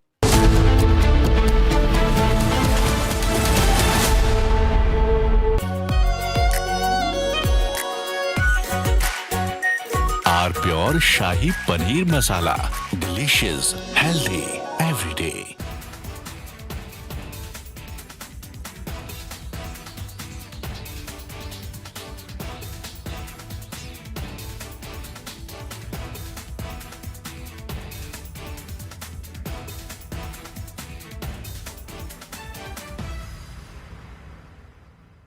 The Indian Army has rarely spoken so loudly without uttering a word, and in exercise Ram Prahar, it delivered perhaps its clearest message from the Western Front in recent years, not through speeches or press conferences, but through a powerful demonstration of what it can actually do on the battlefield.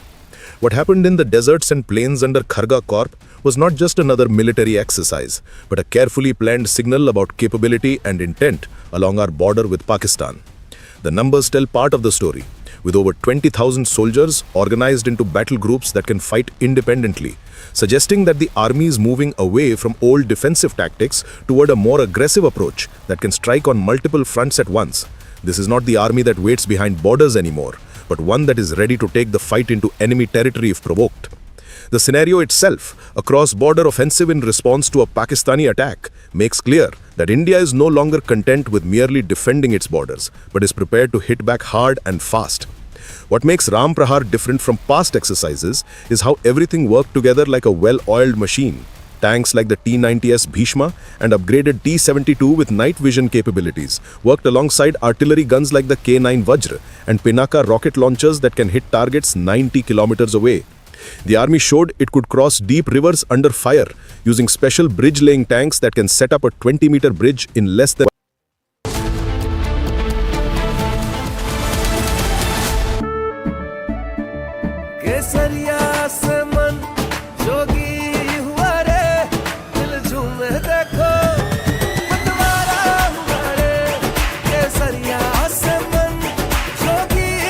हर पल मनाओ केसरी त्योहार विमल बोलो जुबान केसरी। अब छोलिया हो या लोबिया, सफेद। From Asia's largest news headquarters,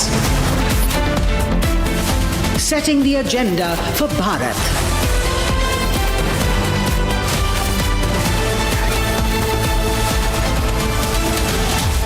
You're watching Republic.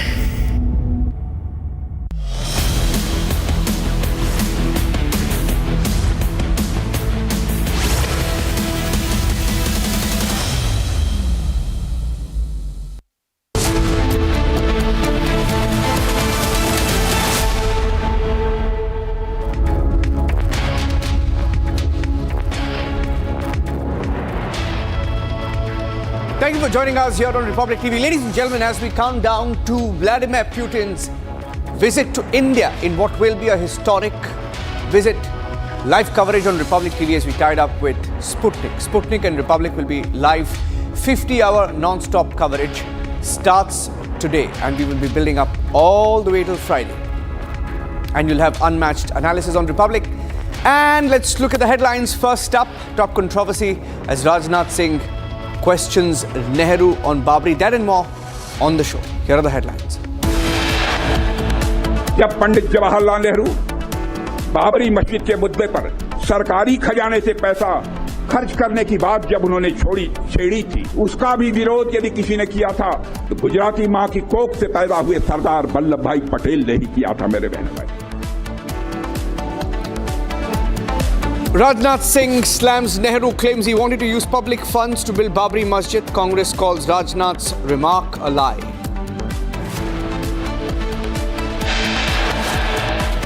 Telangana Chief Minister Revanth Reddy's remarks on Hindu deities sparks a huge controversy. BJP says Congress a habitual offender when it comes to insulting Hindu sentiments.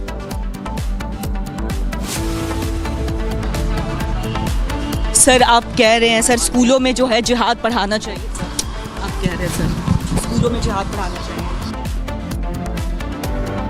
Big controversy over Madani's pitch to have jihad taught in schools. Republic confronts the Jamiat Ulema-e-Hind chief. He's silent, doesn't say a word.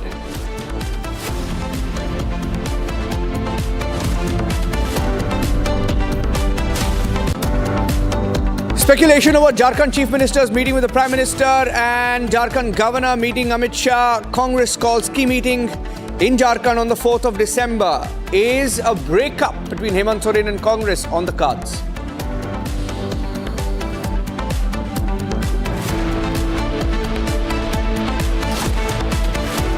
Siddaramaiah meets Congress High Command, says will step down if asked to by Rahul Gandhi.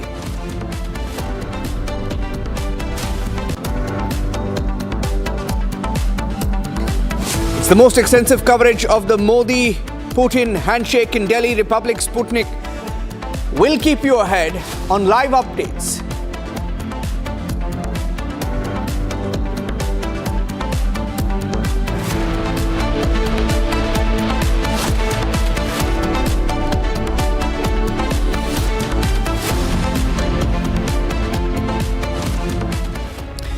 Ladies and gentlemen, after the elections in Bihar and the resounding mandate that went in favor of the NDA, there is a possibility and there is speculation over JMM chief and the Chief Minister of Jharkhand, Hemant Soren, meeting Prime Minister Narendra Modi. There is speculation that possibly JMM could break up with its ally Congress and join hands, maybe with the BJP. It's in the realm of possibility.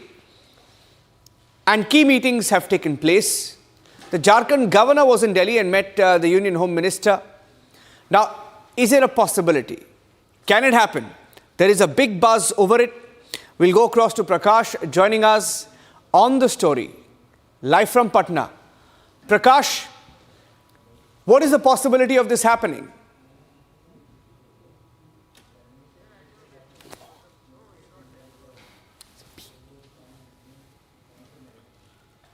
We'll go across to Prakash in just a bit.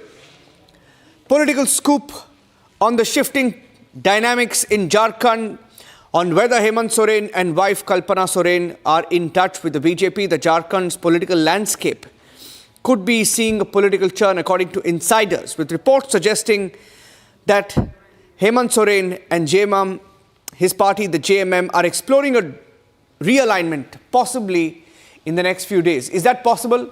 Prakash, is that possible? What are the indications? What are you reading into it?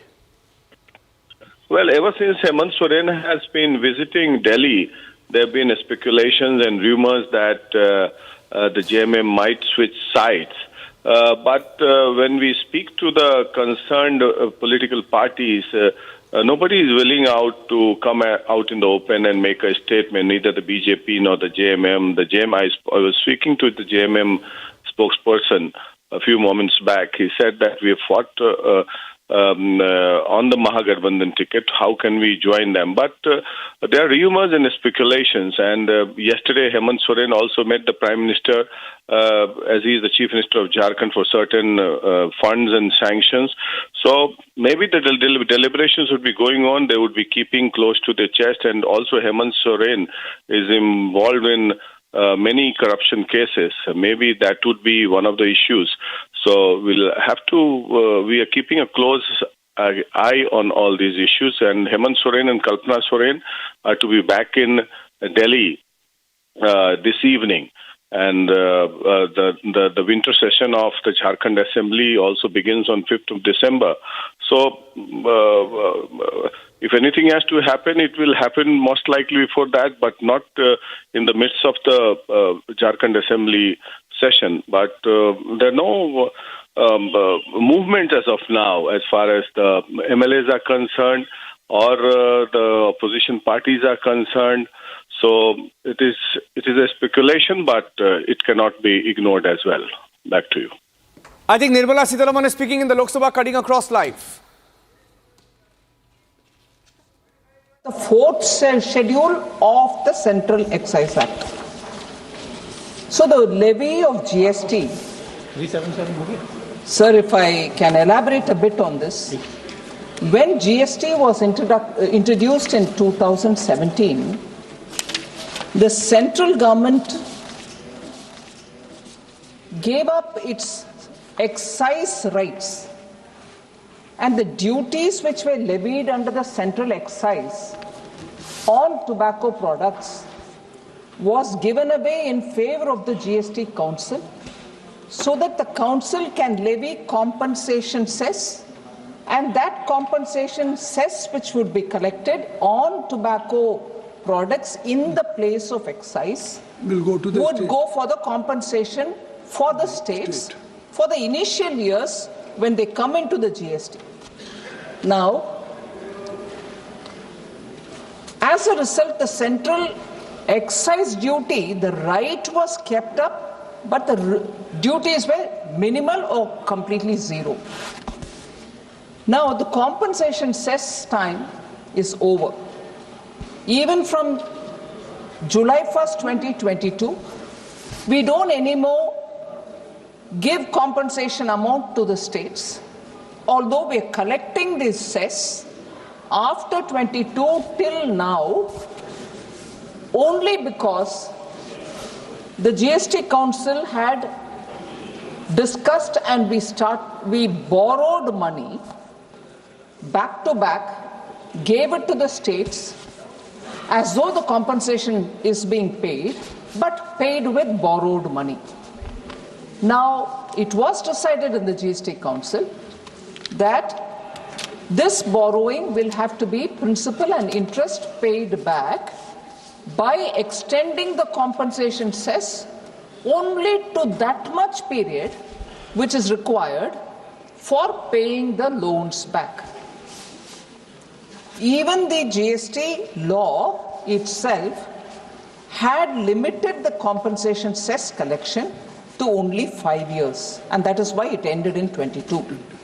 But with legal advice and with the complete understanding which the GST Council expressed, and I'm grateful for that to the GST Council, the extension of the GST compensation cess happened till now. In another probably couple of weeks, the loans will be completely repaid. The centre, therefore, wants to make sure that the excise will come back to us so that we can levy that duty. Another argument which is very important for all the members of parliament to know is by the act in GST, you cannot tax any item under the GST.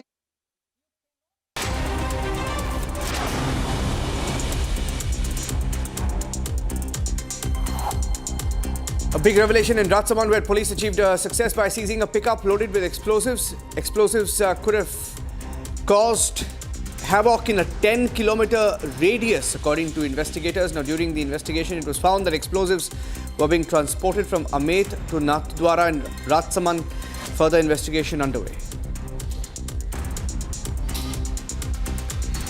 Wednesday morning at the Hyderabad airport was full of chaos as operational issues caused flight delays. Passengers tried to check in. Airport staff struggled to address grievances. This comes a day after the Rajiv Gandhi International Airport received a threat email warning about certain antisocial elements planning to carry out an attack using remote-controlled explosive devices on board the flight once it lands in Hyderabad. In a video that's gone viral now, Congress youth leader from Rewa, Madhya Pradesh, Avnish Singh, was caught selling drugs and it's on camera. Following this, the party has expelled him for 6 years. In the video, it can be seen that the Congress leader was selling cough syrup, Corec syrup and brown sugar, which has raised questions about how this went unnoticed by the police, which is actively campaigning against drugs in the state.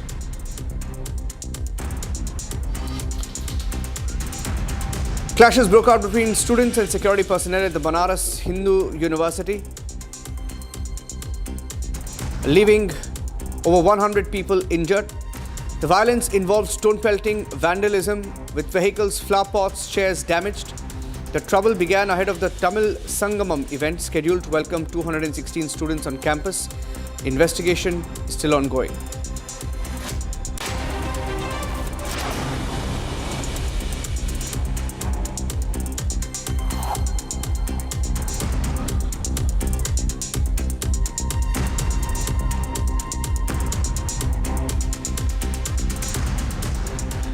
A few minutes back, we had a news conference from the BJP questioning the Congress party, calling them Maoist Muslim Congress, something that the Prime Minister has phrased, a new term, attacking the Congress by the term Maoist Muslim Congress.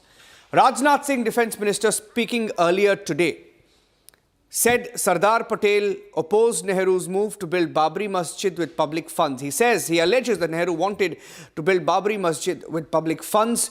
The Congress has questioned Rajnath Singh. It's the big political controversy of the day. Vallabh भाई पटेल उदार व्यक्ति भी थे, वे सच्चे अर्थों में secular थे, पंथ निरपेक्ष थे, वे तुष्टीकरण में विश्वास नहीं करते थे। जब पंडित जवाहरलाल नेहरू बाबरी मस्जिद के मुद्दे पर सरकारी खजाने से पैसा खर्च करने की बात जब उन्होंने छेड़ी थी, सरकारी खजाने से पैसा खर्च करके बाबरी मस्जिद बनवाई जानी चाहिए, उसका भी विरोध यदि किसी ने किया था तो गुजराती मां की कोख से पैदा हुए सरदार वल्लभ भाई पटेल ने ही किया था। मेरे वल्लभ भाई पटेल उदार व्यक्ति भी थे, वे सच्चे अर्थों में सेकुलर थे, पंथ निरपेक्ष थे, वे तुष्टीकरण में विश्वास नहीं करते थे। जब पंडित जवाहरलाल नेहरू बाबरी मस्जिद के मुद्दे पर सरकारी खजाने से पैसा खर्च करने की बात जब उन्होंने छेड़ी थी, सरकारी खजाने से पैसा खर्च करके बाबरी मस्जिद बनवाई जानी चाहिए, उसका भी विरोध यदि किसी ने किया था तो गुजराती मां की कोख से पैदा हुए सरदार वल्लभ भाई पटेल ने ही किया था। मेरे बहनों भाई, And the Congress party has responded, claiming that Rajnath, the defence minister, was lying. Huge face-off even outside Parliament, as some of the Congress leaders getting into Parliament countered Rajnath Singh. Here's how the fight is playing out inside and outside Parliament. ये सब distraction है, असली मुद्दे हैं, बहुत महत्वपूर्ण मुद्दे हैं जिन पे चर्चा होनी चाहिए, जिन पे बात होनी चाहिए। और ये सब रोज ये कुछ ना कुछ डिस्ट्रैक्शन उठा लेते हैं ताकि हम फिर बयान दें, वो बयान दें, और जो असली मुद्दे हैं पब्लिक के, वो उस पे कोई चर्चा ना हो। ये सब डिस्ट्रैक्शन है, असली मुद्दे हैं, बहुत महत्वपूर्ण मुद्दे हैं जिन पे चर्चा होनी चाहिए, जिन पे बात होनी चाहिए। और ये सब रोज रोज ये कुछ ना कुछ डिस्ट्रैक्शन उठा लेते हैं ताकि हम फिर बयान दें, वो बयान दें, और जो असली मुद्दे हैं पब्लिक के वो कोई उस पर कोई चर्चा ना हो। It's a complete lie by Rajnath Singh ji. We all know that Pandit Nehru and Sardar Patel had a cordial relationship, and Pandit Nehru's logic was very simple. Public money should not be spent on any kind of mosque, temple, churches or gurudwaras. It should be people's contribution. People should contribute and build their beliefs. This thing, not government money should be there. Rajnath Singh ji is stooping to this level. He is spreading a lie. I condemn this kind of lies from Rajnath Singh ji. सरकार के अंदर है कोई दस्तावेज दे दें।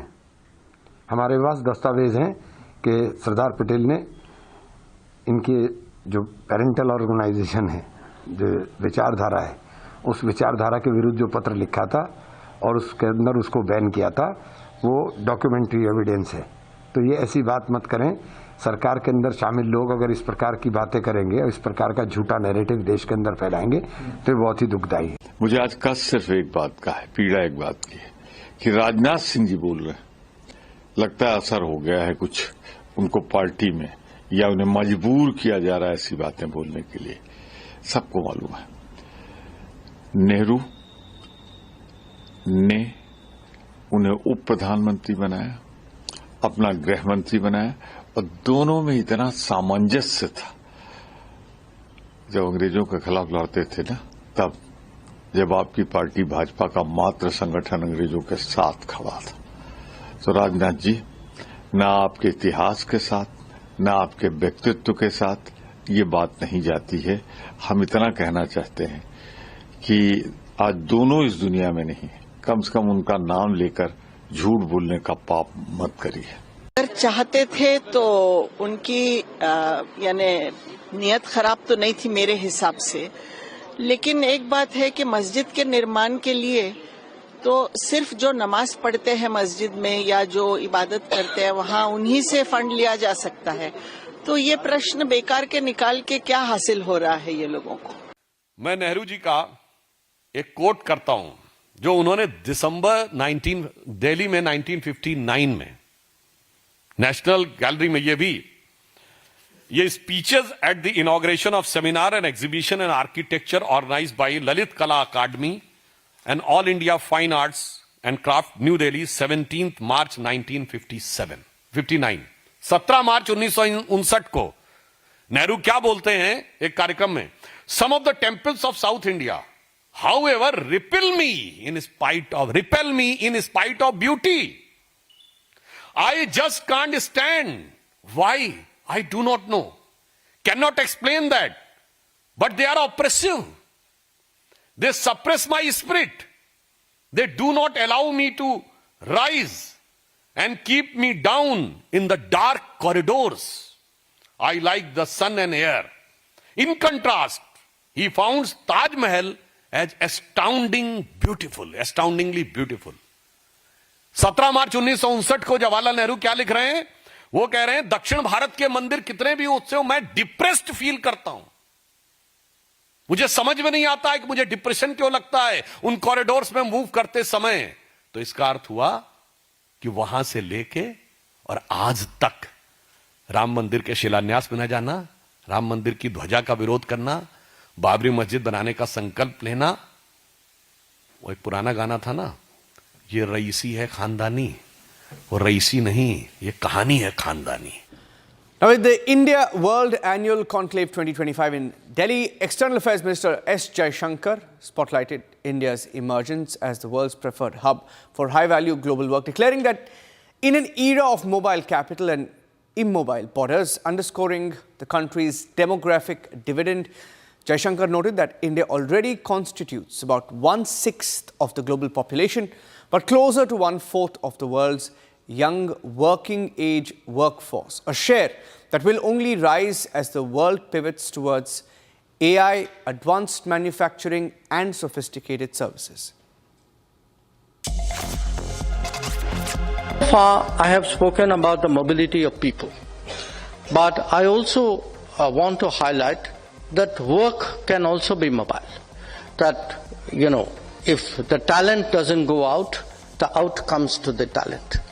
And we have actually seen this growth of what are called global capability centers in the last few years. I understand today that there are in this country about 1,700 global capability centers, which are about half, they constitute about half the global capability centers in the world. And these are centers where global business has found it more effective, more efficient, really to send the business out and to utilize the talent in a different geography.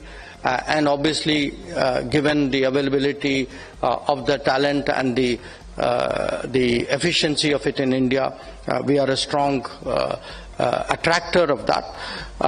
Again, there are estimates that about 2 million people are currently employed in global capability centers, and I think the rough revenue estimates which people put for global capability centers is somewhere between $65 to $75 billion currently a year. And looking ahead, I mean, certainly as we are moving to an era of AI, of higher skills, of advanced manufacturing, and also of, as I said, of social services of various kinds, we do anticipate a world which will put a greater premium on mobility. And we see ourselves, we are 1/6 of the world's population. But I think if you look in terms of the younger working age population, we would be somewhere between 1/6 and 1/4, would be closer to 1/4 actually of the global workforce of a certain demography. Russian President Vladimir Putin will visit India in a few hours from now, 4th, 5th December 2025. Will be meeting Prime Minister Narendra Modi in the national capital, and one of the biggest outcomes of this visit will be the final approval of what could be a new military agreement called the Reciprocal Exchange of Logistics Agreement, or RELOS. Now, this agreement has been ratified by the Duma in Russia. It will allow essentially Indian warships, Indian military aircraft to refuel, restock food and supplies, carry out small repairs at Russian ports and air bases, essentially military cooperation during wartime and peacetime. Could just change the dynamics, not just in the Asian subcontinent, but even in Europe. Here's what it could mean. Russian President Putin is scheduled to undertake an official state visit to India.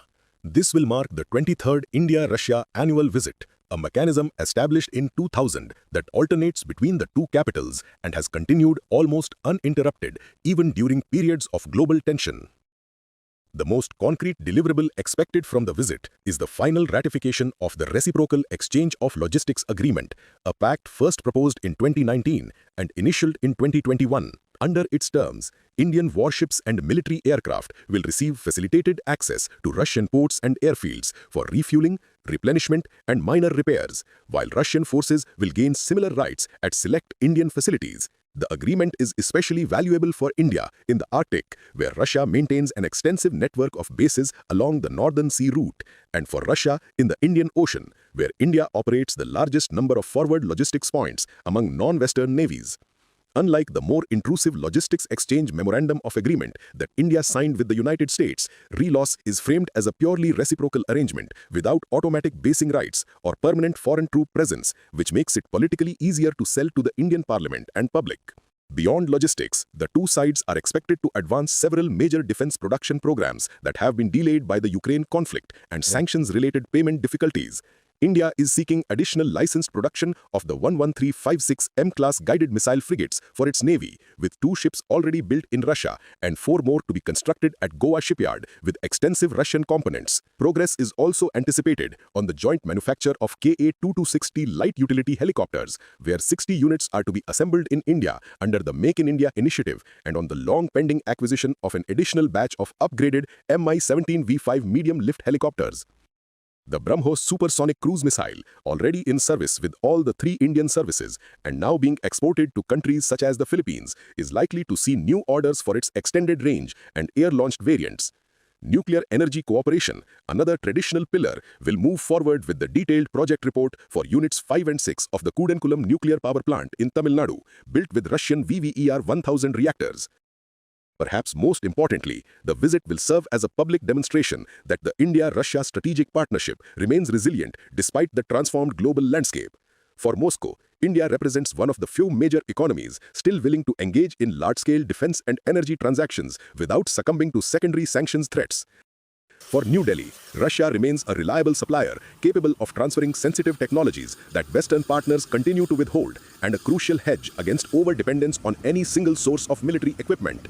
The visit therefore underscores India's determination to preserve strategic autonomy in an increasingly polarized world while allowing Russia to show that its diplomatic and economic isolation is far from complete. The timing of this visit is particularly significant because it takes place against the backdrop of Russia's ongoing military operation in Ukraine, now in its 4th year, and the sweeping Western sanctions that have isolated Moscow from most traditional supply chains and financial systems. Despite intense pressure from the United States and the European Union, India has refused to join the sanctions regime, continued to purchase discounted Russian crude oil in large volumes, and maintained defense cooperation at pre-2022 levels. This stance has allowed Russia to keep critical hard currency revenues flowing while giving India access to military hardware and energy at prices lower than those available on the open market. The joint statement and the list of agreements signed during the visit will be closely passed in Western capitals, Beijing and other global centers of power as an indicator of how far two of the world's largest nations are prepared to go in sustaining a relationship that has endured longer than most contemporary alliances. Taking a short break, ladies and gentlemen, Telangana Chief Minister Revanth Reddy has made a comment on Hindu deities, sparking a huge controversy. There's a political fight over it. The BJP held a news conference a short while back. We'll tell you how that fight is going on and the comment that caused the controversy also coming up.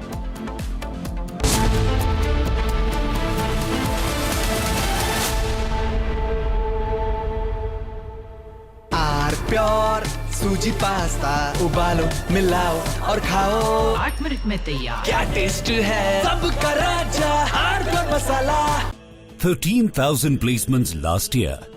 At Amity, we are committed to nurturing passionate, hardworking and proactive professionals. दादी के हाथों का जादू और खुशबू से महकता घर, माँ की मुस्कुराहट और खाने की सुगंध। MDH गरम मसाला, क्योंकि हर रिश्ता है स्वाद से जुड़ा। केसरिया से मन जोगी हुआ रे, दिल झूमे देखो मतवारा हुआ रे। केसरिया से मन जोगी हुआ। हर पल मनाओ केसरी त्योहार। विमल, बोलो जुबान केसरी। थोड़े में ज्यादा स्वाद, यही तो है इसकी खास बात। वाओ मामा, क्या स्वाद है। अरे मेरे राजा, सबका राजा आर प्योर मसाला।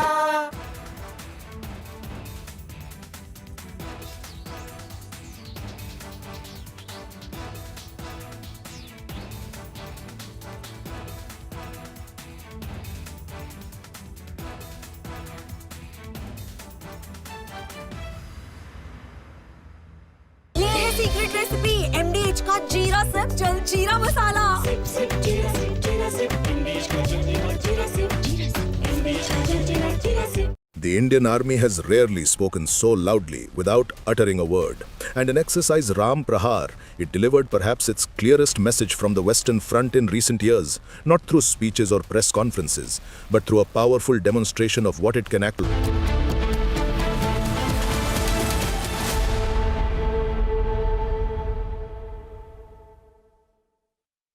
MDH की हल्दी मिर्ची धनिया करे कमाल। ये रंग दे, ये खुशबू दे, ये तीखा, ये कम पड़े। क्या निराला MDH मसाला। केसरिया से मन जोगी हुआ रे, दिल झूमे देखो मतवारा हुआ रे। केसरिया से मन जोगी हुआ। हर पल मनाओ केसरी त्योहार। विमल, बोलो जुबान केसरी।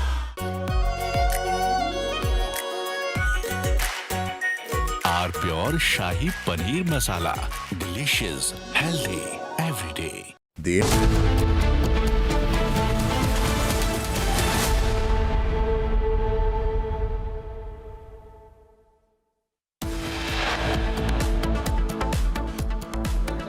बाबरी मस्जिद के मुद्दे पर सरकारी खजाने से पैसा खर्च करने की बात जब उन्होंने छेड़ी थी, उसका भी विरोध यदि किसी ने किया था तो गुजराती मां की कोख से पैदा हुए सरदार वल्लभ भाई पटेल ने ही किया था, मेरे बहन भाई।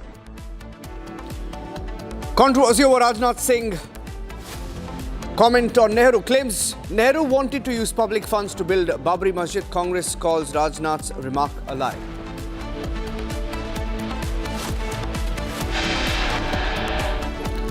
Telangana Chief Minister Revanth Reddy's remarks on Hindu deities sparks a big controversy. BJP calls out Congress's habitual insult of Hindu gods and sentiments.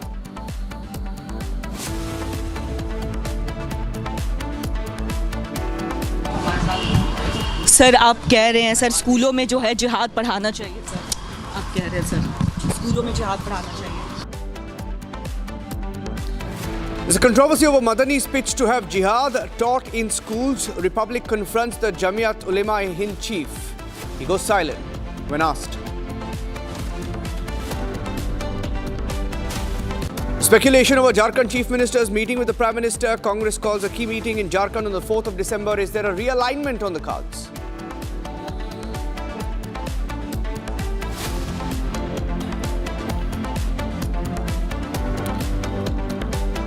As the power tussle continues, Siddaramaiah, the Karnataka Chief Minister, meets the Congress High Command, says will step down if asked to by Rahul Gandhi.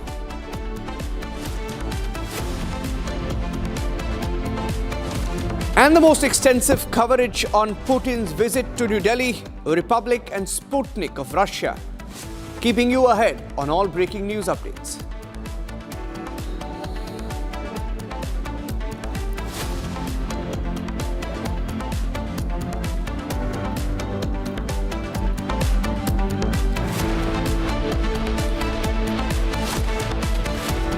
And ladies and gentlemen, the big story, largely unreported, the Indian rupee has plummeted to an unprecedented low.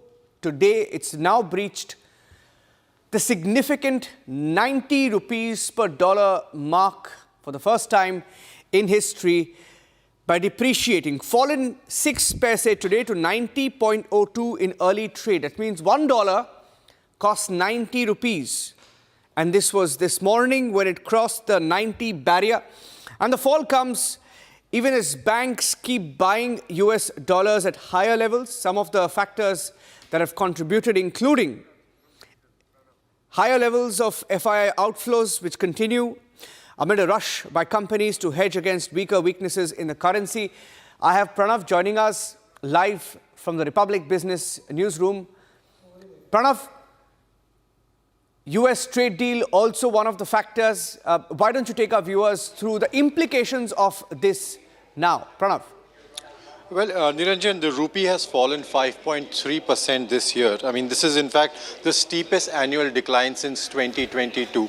Analysts are saying that the various factors include that the central bank has not in fact intervened. If you remember, there's an RBI monetary policy that is slated to begin, and there are expectations that the rate cut is not likely to be revised. So, yes, at a time when, there have been concerns about trade, there have been concerns about, the underperformance of the Indian market over the year that has gone by, the RBI not likely to intervene is being seen as a negative side by some of the traders. That is one of the reasons behind the, so to say, weak demand for rupee. Contrary to the belief that rupee hitting a low always is detrimental, it's not always so, because the Indian services and goods that are offered normally end up becoming cheaper, as a result of which it helps the Indian economy in terms of the inflow of rupee because of the dollar gaining strength. Yes. Now, implications of this, Pranav, what will be impacted in the short term?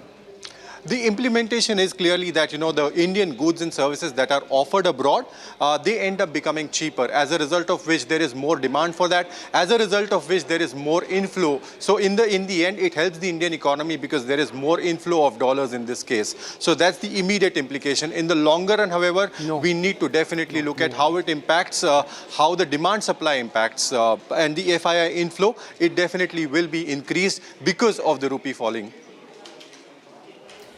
Okay, thank you for joining us with those inputs, Pranav. For the first time, rupee has breached the 90 per dollar mark. It's a record low, the lowest it's fallen so far.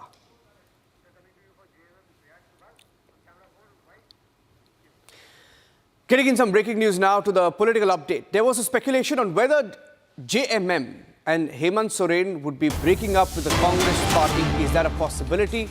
One of the questions being asked as top leaders of the JMM reportedly are in touch with the BJP. A JMM has responded. JMM has called the speculation baseless. There's a breaking news update coming in. A comment coming in from the JMM to the meetings that have taken place.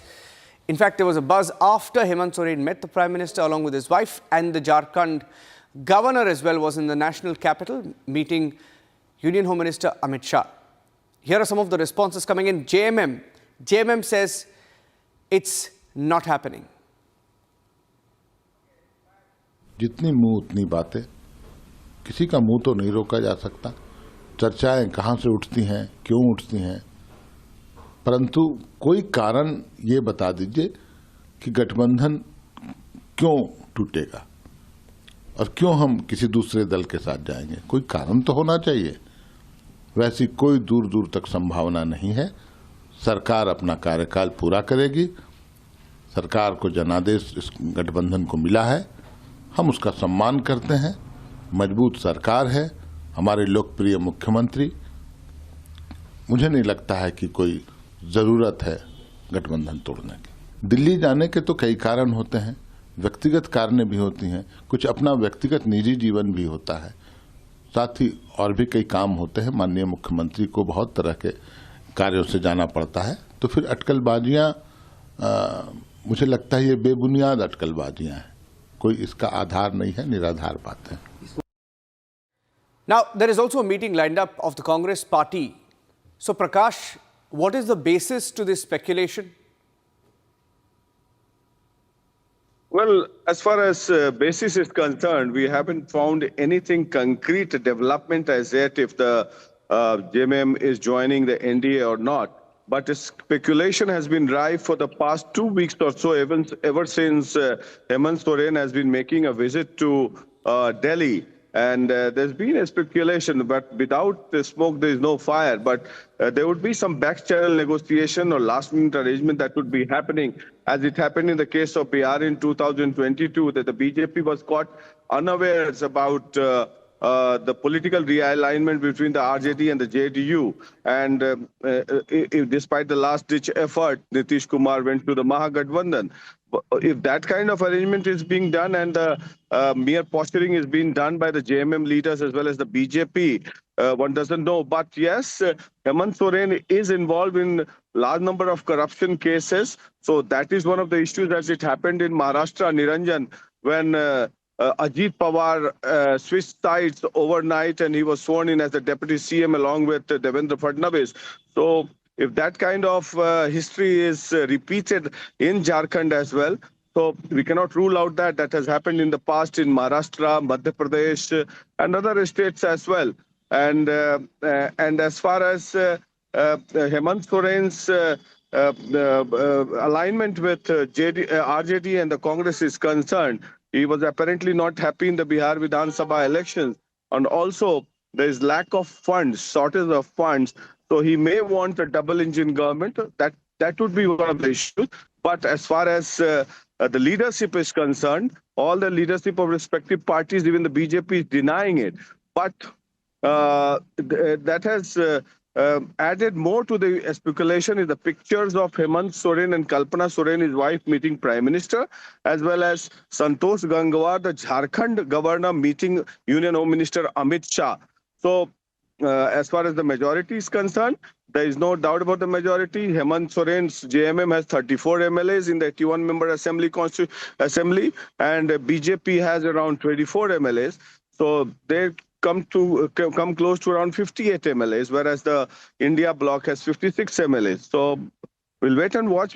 We are keeping a track on the development. Hemant Soren is coming back to Ranchi today evening. Maybe thereafter some developments would take place, but in 2 days from now, the winter session of the Jharkhand Assembly is all set to begin, and it is most unlikely that things should move so fast, but we are keeping a track on the development. Thank you for joining us with those inputs. Okay, so no movement as of now is what the JMM says. Let's keep a close watch on that. Let's move on now and get you the other big political controversy of the day. Ladies and gentlemen, a comment that was made last evening by the Telangana Chief Minister Revanth Reddy made a comment, a loose comment, not really loose when you look at how frequently Congress makes such comments about Hindus and Hindu gods. Last evening, Telangana Chief Minister Revanth Reddy mocked Hindus and Hindu gods with a comment to which the BJP has responded today. Listen in. Revanth Reddy ने जिस प्रकार से हिंदू देवी देवताओं के बारे में अपमानजनक, अवांछनीय कमेंट किए हैं, उसे किसी भी कीमत पर बर्दाश्त नहीं किया जा सकता। और एक तरफ ये वही मुख्यमंत्री हैं जिन्होंने अभी जुबली हिल के चुनाव में ओपनली बोला था, कांग्रेस मतलब मुसलमान, मुसलमान मतलब कांग्रेस। आपको पूरा तहे दिल से मुस्लिम समाज के साथ जाइए, कोई समस्या नहीं है। आप हम सफर, हम प्याला, हम निवाला, हम राज हो जाइए, हमें कोई समस्या नहीं है। मगर हिंदू धर्म के देवी देवताओं को गाली देंगे तो यह बर्दाश्त करने योग्य नहीं है। देखिए, मौलाना मदनी हो या कांग्रेस पार्टी हो, दोनों के स्वर आज एक नजर आ रहे हैं।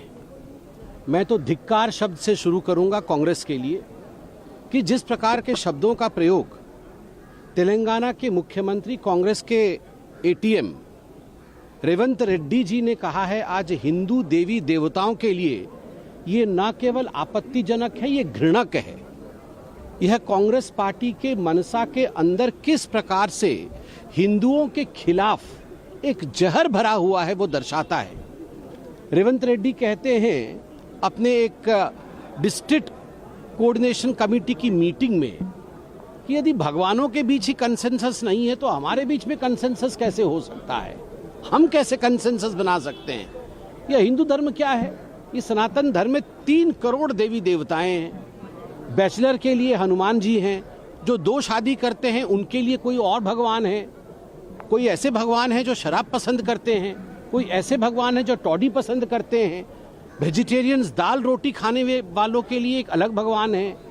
ये किस प्रकार की भाषा है रेवंत रेड्डी जी? यह जो आप ट्यूशन क्लास से सोनिया गांधी जी से और राहुल गांधी से सीख के आ रहे हैं कि जाइए और हनुमान जी, मां दुर्गा, शिव जी और विष्णु जी के खिलाफ बोलिए, आपको अभी भी समझ नहीं आया? सुदर्शन चक्र चला है कांग्रेस पार्टी के ऊपर, छिन्न विच्छिन्न होकर पड़े हुए हैं, किसी भी राज्य में जीत नहीं हो रही है। जनता जनार्दन त्रिशूल चला रही है आपके ऊपर और कांग्रेस की लंका को ध्वस्त कर दिया है हनुमान जी ने। फिर भी हनुमान जी, शिव जी और विष्णु जी के खिलाफ ये जो आप जहर उगल रहे हैं रेवंत रेड्डी जी, इसका खामियाजा कांग्रेस पार्टी को भुगतना पड़ेगा। देखिए, कांग्रेस पार्टी एक मुहिम चला रखा है हिंदुओं के खिलाफ, और जो भी इस तरह की बात बोलेगा ना वो भारत के संविधान में भरोसा रखता हो, ना वो भारत की संस्कृति से वास्ता रखता हो। वो कहीं न कहीं उसका इमोशन आक्रांताओं से, मुगल आक्रांताओं से जुड़ा रहा हो, वही व्यक्ति ऐसा बोल सकता है। पहले भी कहा था कि Congress is Muslim, Muslim is Congress. जिनकी आप बात कर, रेवंत रेड्डी के बयान की बात कर रहे हैं, रेवंत रेड्डी पहले भी ये बयान दे चुके हैं, Congress is Muslim, Muslim is Congress. हाँ, तो डिक्लेयर करा दे कांग्रेस पार्टी को मुस्लिम लीग कांग्रेस पार्टी। सर, मौलाना मदनी का कहना है कि स्कूलों में जिहाद पढ़ाना चाहिए। मौलाना मदनी को किसी इस्लामिक कंट्री में जाके एक अच्छे स्पीकर के रूप में उनको भेज दिया जाए। भारत में ऐसे लोगों की जरूरत नहीं है। ये विभेद पैदा करते हैं, हिंदुओं को गाली देने का काम करते हैं, और जिहाद का यहाँ कोई जगह नहीं है। जो जिहाद की बात करे उसको कानून के शिकंजों में बंद कर देनी चाहिए।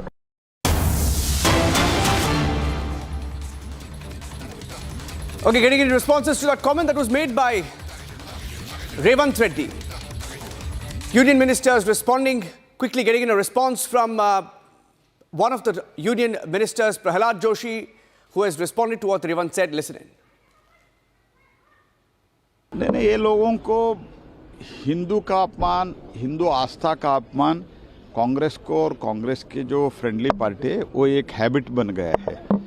जब भी देखो, कर्नाटक में देखो, केरल में, अभी तेलंगाना में। नहीं, ये लोगों को हिंदू का अपमान, हिंदू आस्था का अपमान कांग्रेस को और कांग्रेस की जो फ्रेंडली पार्टी है वो एक हैबिट बन गया है। जब भी देखो, कर्नाटक में देखो, केरल में, अभी Telangana. Getting in some breaking news now on the Delhi riots case. There's been a hearing underway in the Supreme Court on the bail petition specifically of Umar Khalid, Sharjeel Imam and the others that are now being heard. And as we speak, the arguments are being made inside court. Sharjeel Imam's entire video was played last week inside the courtroom. It was an 8-minute video and hearing is on in Supreme Court. As we speak on the Delhi riots case, Sharjeel Imam and Umar Khalid, the lawyers are trying to ensure that somehow they get bail in this particular case, but so far they have failed and the arguments continue. In the 8-minute video, Sharjeel Imam in several parts of that video is heard asking for violence, calling for Muslims to unite on the streets of India in different cities, to come out and protest in large numbers, asking for chicken's neck to be cut off. Many insightful remarks being heard. Provocative remarks by Sharjeel Imam that prove that he's nothing but a rioter. Let me go across to Rhythm Anand Bharadwaj joining us on the phone line. Rhythm, give us details of what's happening inside the courtroom now. Just to yet start, Niranjan, but you were rightly saying not only a rioter, I would go as far as to call them a terrorist because they have been booked under the UAPA Act. The bench of Justice Aravind Kumar and N.V. Acharya had heard detailed submissions earlier from Kapil Sibal on behalf of Umar Khalid. He had begun his arguments earlier in the case, speaking about how he believed there was nothing inflammatory or communal content in what Umar Khalid's speeches had been. Today we are going to hear what Sharjeel Imam's lawyer is going to be speaking in the Supreme Court in the rejoinder arguments, after which the Delhi police's rebuttal will be there. And I think after that, the court is going to soon quickly pass its order. But like you said, the 8-minute video, the 3-minute video that has been shown in the court is very, very clear. It shows the intent of these people to cause riots. It shows them wanting not only to be anti-national, but a regime change in India. The police claim the regime change operation was there. And this regime change operation that is there in the affidavit is what is so concrete and important to understand, because not only did they want a separate regime change, the Delhi police in its clear and very aggressive stand before the Supreme Court has pointed out time and again in videos, in clear details that they have given, that these people wanted a regime change. Okay. Rhythm, can we expect an order today in the course of the arguments? Are we expecting an order anytime soon? Because the argument has been that, it's been pushed for far too long. But given the severity of the claims and knowing what they can do if they are out, what is your sense of the way the case is proceeding? I have been hearing and seeing this case for the past 4-5 years, Niranjan, in the Delhi High Court. Orders have been passed earlier. Whenever needed, the court has rejected the bail applications of Umar Khalid and Sharjeel Imam. Yet again, I believe it's the top court now that has to see this bail petition that has been filed by Umar Khalid, Sharjeel Imam and others. The order is expected once the hearing is complete. It's been a rather lengthy hearing, and the Delhi police has clarified time and again, specifically in the top court before the Supreme Court, the ASG, S.V. Raju has clarified any delay that is being caused is only being caused by the accused, their lawyers, and by other accused. So very crystal clear arguments that have been made in the top court of the country. Now we only have to see how far they'll go. Okay, Rhythm, thank you for joining us with those inputs. Have to take a short break now. Coming back with more headlines and breaking news updates. At 3 p.m., we have breaking news updates on a joint broadcast with Sputnik of Russia on what you can expect when Putin lands in Delhi. Stay tuned.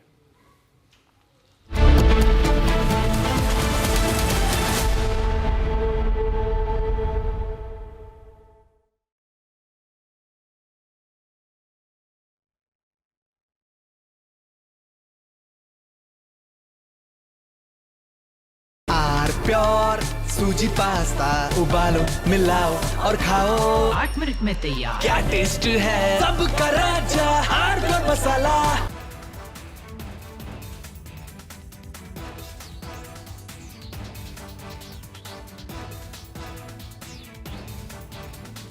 From the hallowed chambers of the Supreme Court of India, the law roars louder, real, fearless, historic. The first Buddhist Chief Justice of India, former Chief Justice of India, Justice B.R. Gavai, unshaken in conviction. This weekend on the legal side of things, only on Republic TV.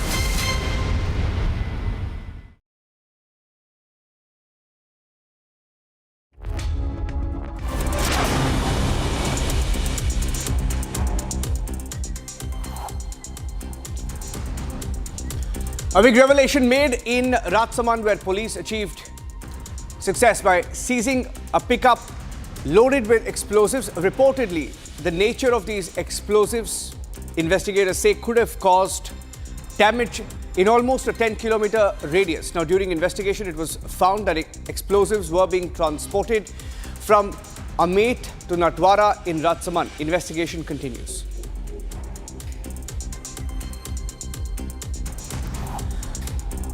There's complete chaos at Hyderabad's Rajiv Gandhi International Airport this morning as operational issues caused flight delays. Curious passengers tried to check in. Airport staff struggled to address grievances. This comes a day after the airport also received a threat mail.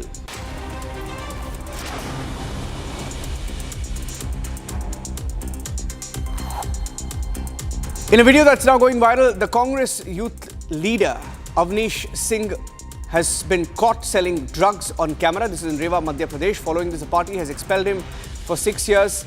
In a video that has been released now, it's seen that the Congress leader was seen selling cough syrup and brown sugar.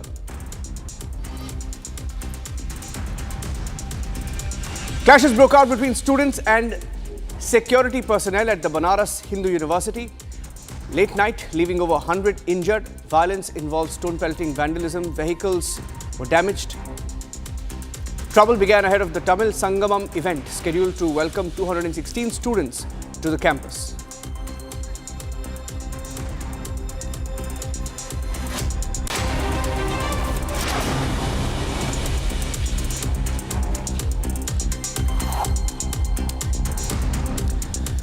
Statement that was made by Vladimir Putin a few hours back, escalating his attack on Europe after Kiev's underwater drone strike crippled at least 2 tankers from Moscow's shadow fleet.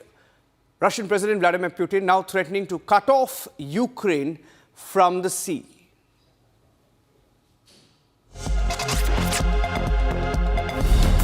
Russian President Vladimir Putin has issued one of his strongest warnings yet, threatening to sever Ukraine's access to the sea.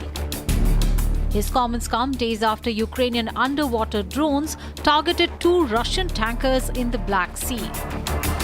Putin labeled the strikes piracy, claiming the tankers were not even in neutral waters but within the economic zone of a third country. He also warned that Russia will consider retaliatory measures against ships belonging to countries that support Ukraine. Ukraine, however, says the attacks were deliberate and strategic. Both vessels suffered major damage. Ukraine claims the strikes have knocked the tankers out of operation, disrupting Moscow's shadow fleet. With Putin now signaling expanded strikes on Ukrainian ports and incoming ships, the Black Sea risks becoming a new flashpoint in the war. The 19th edition of the annual bilateral exercise Surya Kiran between the Indian Army and the Nepal Army is progressing at Pithoragarh in Uttarakhand, focused on enhancing operational synergy. Now the exercise includes jungle warfare, counter-terror drills in mountainous terrain. Here's a video that was released by the army on the ongoing exercise.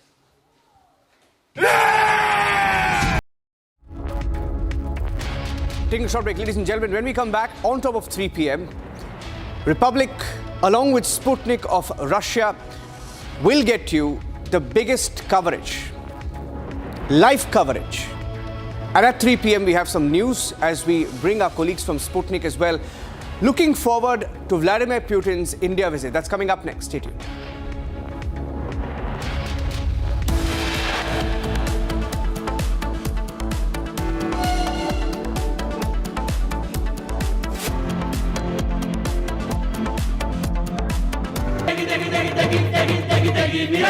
MDH की देगी मिर्च, देगी मिर्च का तड़का, अंग अंग फड़का। MDH की देगी मिर्च,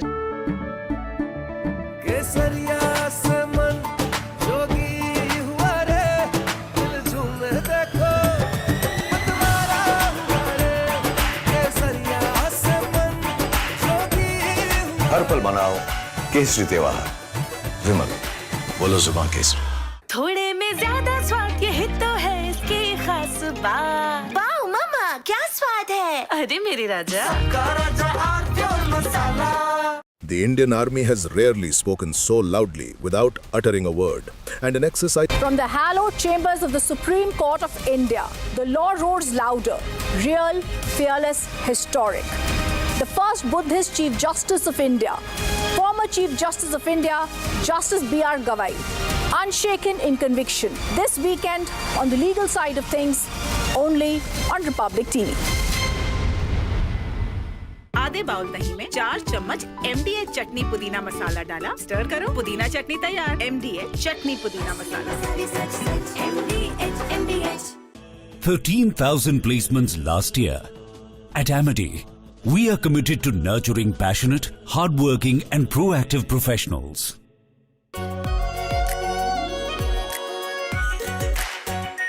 Our pure Shahi Paneer Masala. Delicious, healthy, every day.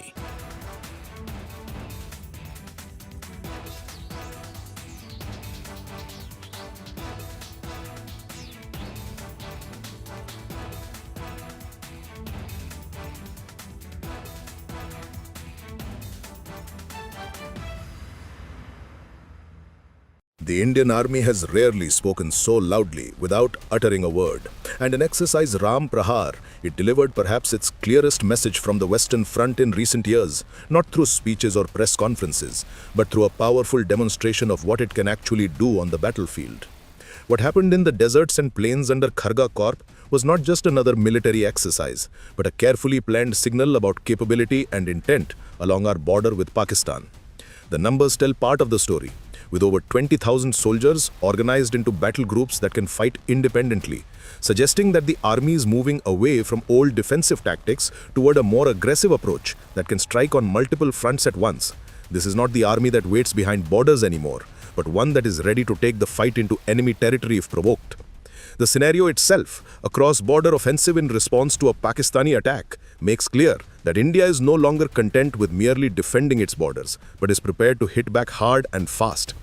What makes Ram Prahar different from past exercises is how everything worked together like a well-oiled machine.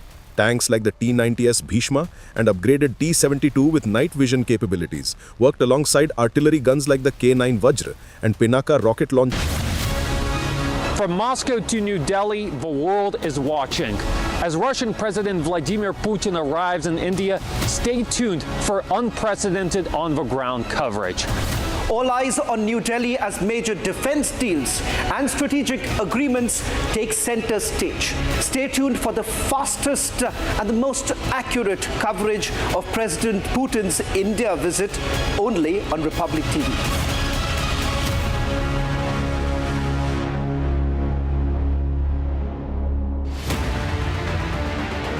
The optics could not have been clearer and louder.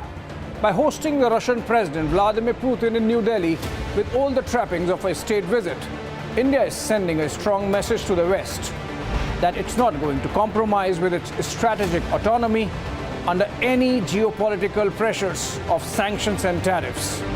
Stay with us as our team of correspondents joins the Republic newsroom to deliver sharp insights, exclusive perspectives and real-time reporting on this groundbreaking visit. The best of India and Russia, Republic and Sputnik get you the most comprehensive coverage of this Modi-Putin summit.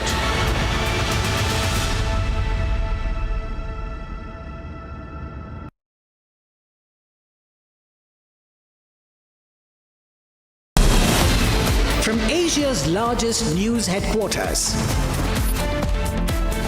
setting the agenda for Bharat.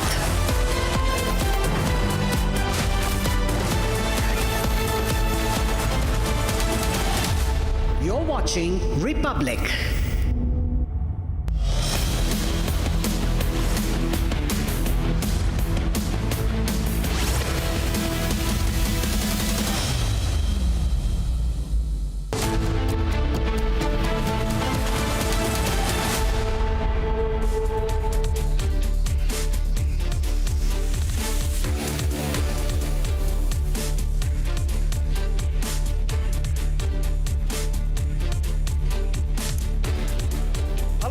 Watching our very special broadcast ahead of President Vladimir Putin's visit to New Delhi. India's most watched news network is now partnering with Russia's giant news agency Sputnik. In fact, over the next few hours, we're going to give you a sneak peek into what's really expected over the next 2 days. The fastest and the most accurate coverage only on Republic TV as we join hands with Sputnik, with their reporters on the ground, not just in India, also getting us more perspective from other countries. Joining me is our senior executive editor Abhishek Kapoor and my colleague executive editor Niranjan. Niranjan, we're making the formal announcement of joining hands with giant Sputnik. What's really expected over the next couple of hours? Well, Shravan and Abhishek, we've covered Putin's visits in the past, and we remember being here in this studio a few months back. It was a very short visit. He came and he left within a few hours. Yeah. This one is special. This one is bigger than before because after Operation Sindoor, at the fag end perhaps of the Ukraine war, Putin coming to India at a time when the US trade deal is not final. Abhishek, you know more about diplomacy and the kind of messaging that Putin's visit will be making headlines in across the world, of course, not just in India. Well, absolutely. It's a global geopolitical event, Niranjan and Shravan. And I must add, Shravan, to the tie-up that we were talking about Sputnik, the fact that our guest team also has got into the act. And we have, in fact, a global panel of guests joining us from tomorrow, and that's going to be, in fact, perhaps in this broadcast itself, from Beijing to Moscow, from Moscow to Washington, D.C., from Washington, D.C. to London and whatnot, including, I believe, you have got some from Egypt and Israel. Well, essentially, the whole idea is that this is not just about India and Russia, Niranjan, and you are right, this is being globally watched. This is about India's positioning. As optics go, this is India's strong message to the West that when it comes to our strategic autonomy, we are not going to compromise. Yes. And even if this sanctions regime by the West on Russia is going to restrict a lot of space for other nations to engage with the Russians, the fact of the matter is, unless you talk to them, yes, you cannot get the war on the ground to stop, which even President Trump wants. Yes. So I think this is a very important event, and let's get going with whatever we are going to bring to our viewers over the next 2 days. Shravan, if you can introduce our friends from Sputnik who are joining us live on the broadcast and taking us through this entire 50 to 75-hour live coverage starting now. Well, in fact, over the next 2 days, what you are essentially going to witness here on Republic TV is the fastest coverage that's going to take place and the most incisive. In fact, the reason why we say it's the most incisive because Sputnik, which happens to be one of the largest news agency, has now partnered with Republic TV. What we are going to do over the next 2 days with the largest team of reporters at every venue where the Prime Minister and President Putin are going to meet, and there are also on the sides various discussions that are going to take place, defense as well as some strategic agreements that are likely to take center stage. Joining us on this broadcast is our friend from Sputnik, Dmitry. He's the head of Sputnik India. Thank you very much, Dimitri, for joining us. I want you, I believe you're also making the formal announcement right now at Sputnik, the joining hands with Republic Media Network. Well, yes, this is a very exciting opportunity for us because we all know of Republic's reputation as an Indian media powerhouse. And for our part, we've been able to build a very strong position, not just in the Russian market, but all across the world. Our content is broadcast in more than 32 different languages. So for us, it makes sense to join hands right now because when we, as your colleague Abhishek said, this isn't just about Russia and India. The reason this visit is generating attention and excitement across the world is because Russia and India are viewed as leaders in the formulation of a multipolar world. Because everyone understands that the unipolar world, where there's only one superpower, is going away. But at the same time, people don't want to go back to the Cold War, where there was a bipolar system of only two superpowers and that forced everyone to pick sides. So the global majority wants a level playing field, and they view Russia and India as two major leaders in that global revolution.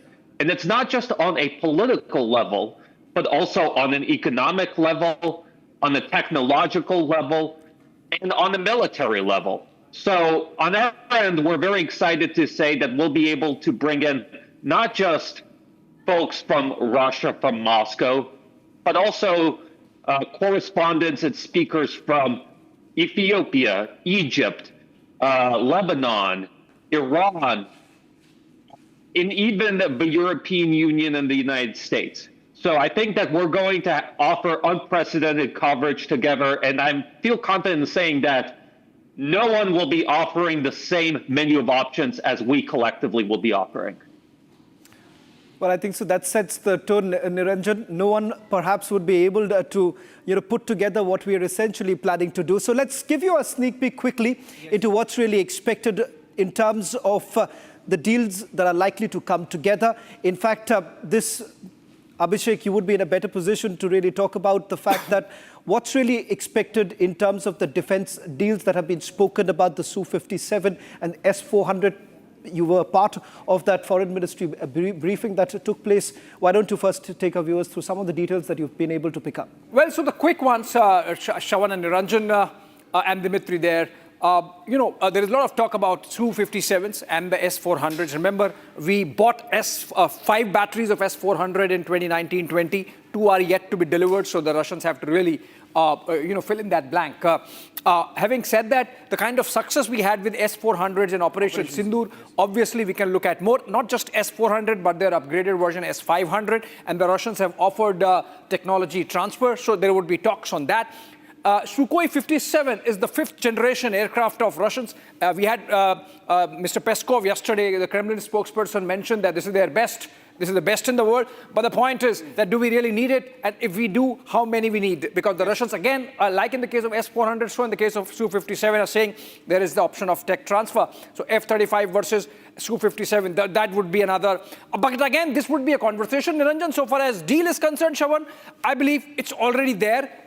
In front of our eyes, which would be signed on the dotted line in the presence of the two leaders, which is about logistics exchange and military exchange between the two nations in terms of quickly deploying forces in each other's territory, sharing logistics, communication, etc. Similar agreements, of course, exist with other nations, for example, with the United States and the United Kingdom. With Russia, we are getting now. Yeah, I think, Shravan, one more key aspect of this visit, of course, the focus will be on the defense deals.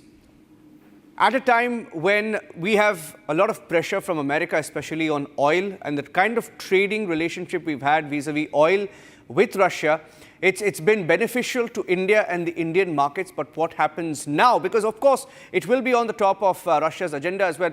If I can take this question to Dimitri.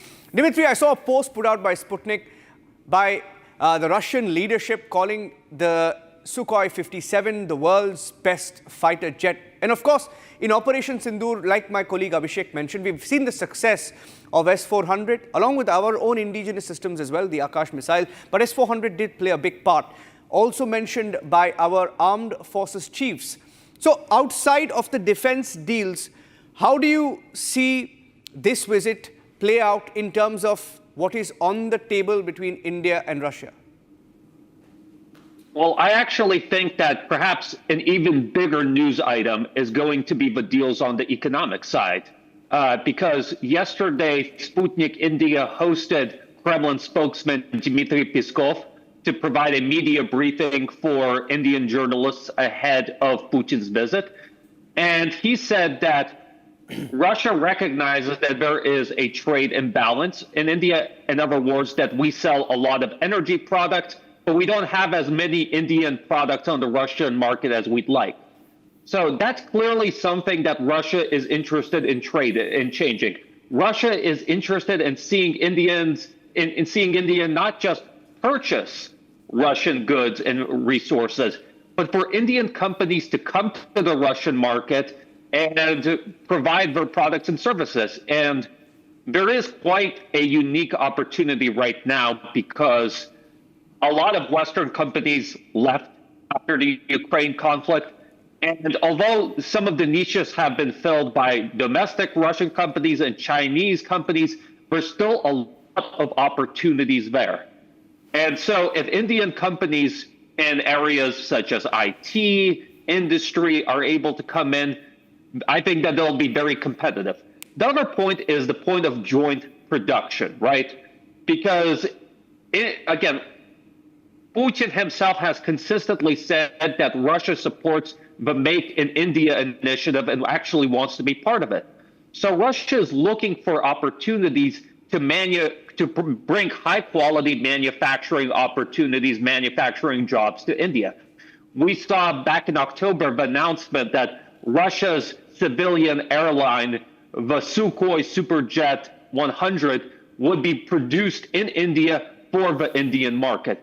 I can tell you that there's definitely interest on shipbuilding. There's definitely interest in pharmaceuticals. There's a whole host of places where we cannot just develop, not just build products together, but co-develop technologies. And on that front, I'd actually like to return to the defense front because I think the case of BrahMos is quite illustrative in this regard. Because Russia and India joined forces together to create a high-quality anti-ship missile. And now this anti-ship missile is generating interest from various countries in the world. And I think I wouldn't be surprised to see if on the sidelines of the Putin-Modi summit, there would be some sort of announcement about new BrahMos sales to a new country. So I think that the economic side is to keep an eye on because we currently have a trade balance of about $63 billion a year. The goal is to raise it to $100 billion per year by 2030. There's a lot of things we can do on that front, and I'm expecting some breakthroughs on the economic side of things over the next 2 days. Yes. Okay. Okay. Abhishek, I think we have a breaking. Dimitri, stay with us. We're getting in some more inputs from New Delhi as well on how we're preparing. Abhishek, if you can take our viewers to the next breaking update that's coming in right now on the visit. Well, so the breaking is, Niranjan, I'm getting to hear that Prime Minister Modi and President Putin are going to have their meeting immediately on arrival of President in the evening of tomorrow, which means that he lands and heads straight to 7 Came. I believe there is a one-on-one meeting planned between the two leaders at the Lok Kalyan Marg residence of the Prime Minister. And that's a big one because remember, it's a state visit, so the whole trappings of a state visit, the ceremonial welcome at the forecourts of the Rashtrapati Bhavan, the visit to the Rajghat to pay respects to the father of the nation, Mahatma Gandhi, going to the Hyderabad House, the delegation level talks, business summit after that at Bharat Mandapam, and then the state banquet before that, meeting the president. That's all there. But I think when it comes to engaging one-on-one, the most crucial meeting and taking their own equation forward and to bring and add to the heft of the delegation level talks with the mutual understanding I think that one-on-one meeting between Prime Minister Modi and President Putin, even before the delegation level talks, that's tomorrow itself, and that's going to be a big one. Shawan. Well, in fact, we're also picking up some more details with regards to what's really going to happen in terms of the number of meetings that are basically lined up. Dimitri, in fact, you were in touch with those who have been part of Russian President's entire delegation. Could you help us understand in terms of the business delegation that's likely to accompany President Putin? Well, first of all, you're going to see the leadership of Russia's largest banks, that is Sberbank and VTB. Both banks are trying to establish their presence in India, expand their presence in India, all of that to make financial transfers between the two countries easier. And if the financial transfers can be done with ease, that obviously opens a lot of trade opportunities for both sides. The other side of things that is going to be important is pharmaceuticals, because right now, Indian pharmaceuticals, I would say, especially over the past year or two, have emerged as major players in the Russian market. Because as a result of Western sanctions, a lot of Western brands left the Russian market. And Russians were initially very worried because they expected a spike in medicine. But thankfully, Indian companies came to the rescue, and they were actually able to bring medicine prices down because they provided higher quality, cheaper alternatives to Western medicine. And so I think pharmaceutical is going to be important. We also know that the Minister of Agriculture will be there. There's going to be talks about, increasing imports of Indian agricultural goods. There's going to be the Deputy Minister of Industry. I think you're going to see more stuff about aviation and shipbuilding on that front. And you obviously are going to have folks from Russia's nuclear state agency, Rosatom, which is building nuclear power plants across the world. There's going to definitely be talks on the nuclear energy front. Let me also, Niranjan, get a quick word from Krishna Mohan. He's the Defense and Security Correspondent of Sputnik here in India. Krishna, just help us understand what's the response really coming in from the Indian Armed Forces with regards to S-400? Because during Operation Sindoor itself, we have essentially seen how the first layer of defense that really came in from our indigenous products itself. How exactly is India really weighing this in, and what's the roadmap like in terms of bringing in S-400? Indian armed forces are using Russian military hardware since I think more than 5-6 decades. S-400 is the most modern anti-air defense system. India acquired this, and at that time, America pressure on India for doing trade with Russia is not new. Even when India to sign the deal of S-400 with Russia in 2018. In 2017, America passed CAATSA bill, countering adversaries of America through Sanction Act. And in 2018, you must remember that in May of 2018, there was a 2x2 meeting of Defense Minister and Finance Minister of India and USA that was going to happen in Delhi, and that was cancelled. But even then, India went ahead and signed S-400 deal.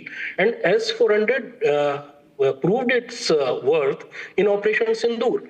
Recently in October, Air Chief of Air Staff, Indian Air Force, he announced, and on record he says that Indian Air Force got a kill from longest range. It was more than 310 kilometers.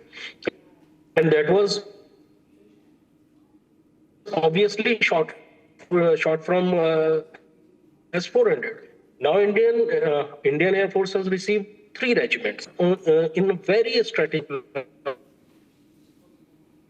Okay, I think there's a poor audio line there. Just losing the signal there with Krishna Mohan. We'll just fix that line. Can I go to... yes, Abhishek. Yes, you can. Yes, you can. I mean, Dimitri, Abhishek Desai, you were mentioning about the possibility of the economic side of the talks yielding bigger headlines vis-a-vis the defense side. Now, I just want to have a bit of an elaboration on that. What do you mean by that? I mean, the fact that the balance of trade situation is so much in favor of Russia, the fact that Russia does not purchase enough of Indian goods and services, the fact that even those exporters who are sending in goods and services to Russia because of the Western sanctions to get the money, are you suggesting that something might be in the works on that aspect of making the exchange of goods and services and the currencies a little easier?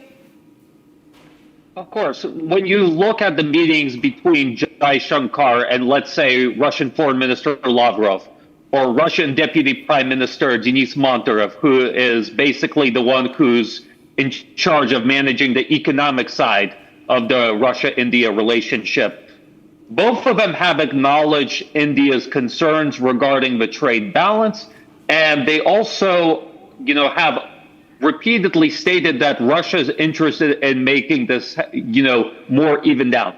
In order to do that, you obviously need to improve the situation with financial transfers. As we see, high-level Russian banking representatives are going to be there. The other thing that you need to do is talk about logistics, to make logistics easier and cheaper and more effective. We already know that Russia and India have the international north-south transport corridor, which runs through Iran and is quicker than the traditional Suez Canal route. So that's one route. We also have the Chennai-Vladivostok route. So you are seeing all these sort of logistical initiatives being played out to make it easier to ship goods from India to Russia and vice versa. Obviously, this is going to be a medium-term, long-term consideration because it takes time to fully develop this infrastructure, especially in the case of the international north-south transport corridor, develop this infrastructure via third countries. But Russia and India are committed. It has support from outside parties. And I think that's, Kremlin spokesman Dmitry Peskov has said that both these trade routes are high on the agenda, and so has Russian Deputy Prime Minister Denis Monterev. Yes, I wanted to ask a question to Krishna Mohan. Krishna, last evening, after the Duma ratified RELOS, a lot of interest in India around what that could mean. Looking at the fine print, it appears to have significant, outcome here in India. If you can tell our viewers a little bit about RELOS and whether that will also figure in the meeting when Putin lands in Delhi.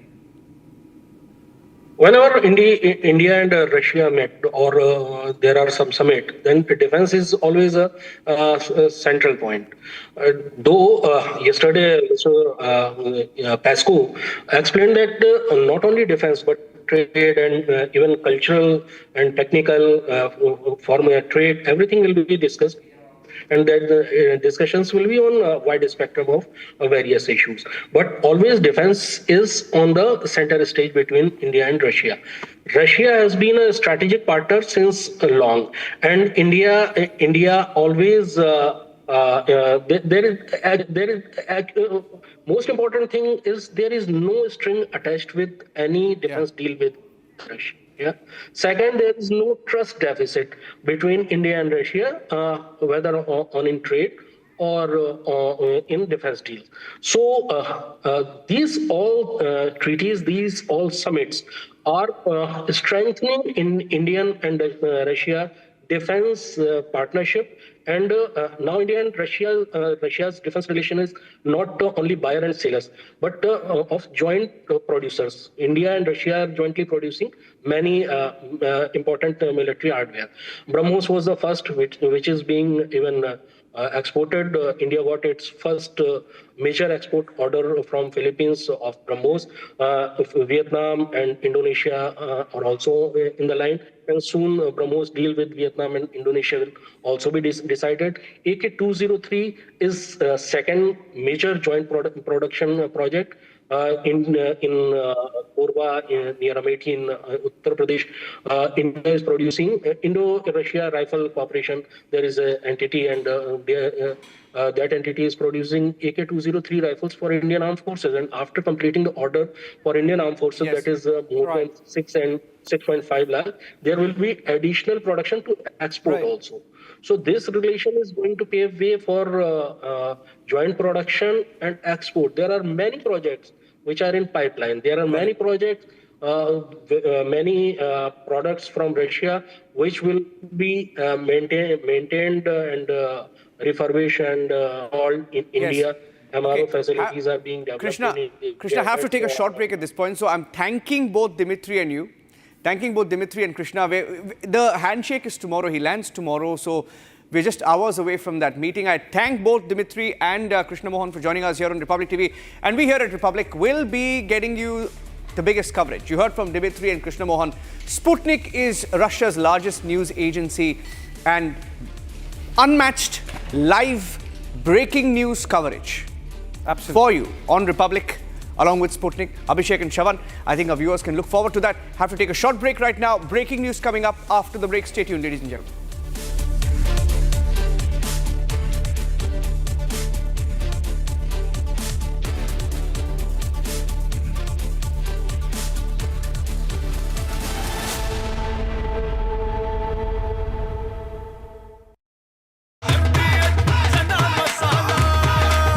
अब छोलिया हो या लोबिया, सफेद चने या काले चने, सब कुछ मजेदार बने। केसरिया से मन जोगी हुआ रे, दिल झूमे देखो मतवारा हुआ रे। केसरिया से मन जोगी हुआ। हर पल मनाओ केसरी त्योहार। विमल, बोलो जुबान केसरी। आर प्योर सूजी पास्ता उबालो मिलाओ और खाओ 8 मिनट में तैयार क्या टेस्ट है सबका राजा are pure masala The Indian Army has rarely spoken so loudly without uttering a word. And in exercise Ram Prahar, it delivered perhaps its clearest message from the Western Front in recent years, not through speeches or press conferences, but through a powerful demonstration of what it can actually do. Hallowed chambers of the Supreme Court of India. The law roars louder. Real, fearless, historic. The first Buddhist Chief Justice of India, former Chief Justice of India, Justice B.R. Gavai, unshaken in conviction. This weekend on the legal side of things, only on Republic TV. थोड़े में ज्यादा स्वाद यही तो है इसकी खास बात। वाओ मामा क्या स्वाद है? अरे मेरे राजा सबका राजा are pure masala.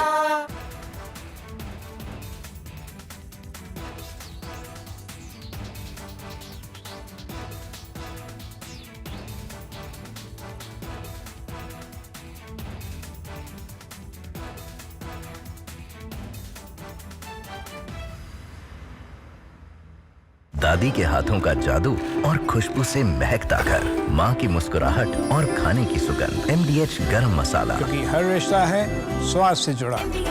The Indian Army has rarely spoken so loudly without uttering a word. And in exercise Ram Prahar, it delivered perhaps its clearest message from the Western Front in recent years, not through speeches or press conferences, but through a powerful demonstration of what it can actually do on the battlefield.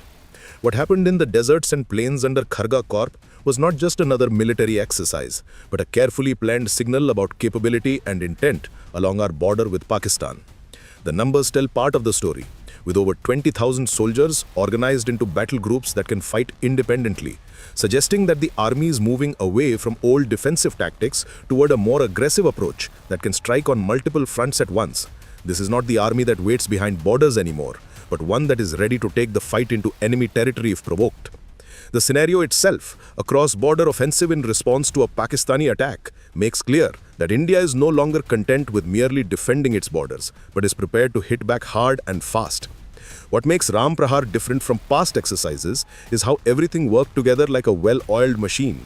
Tanks like the T-90S Bhishma and upgraded T-72 with night vision capabilities worked alongside artillery guns like the K-9 Vajra and Pinaka rocket launchers that can hit targets 90 kilometers away. The army showed it could cross deep rivers under fire using special bridge-laying tanks that can set up a 20-meter bridge in less than 4 minutes while enemy guns are firing at them. Special forces were dropped at night from heights of 25,000.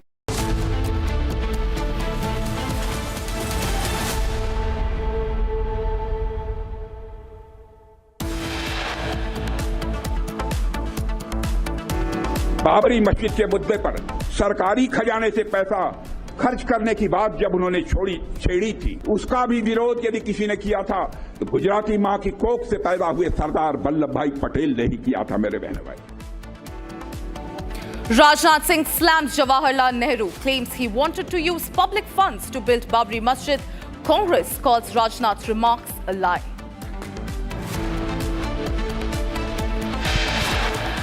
Telangana CM Revanth Reddy remarks on Hindu deities sparks huge controversy. BJP calls out Congress's habitual insult of Hindu sentiments.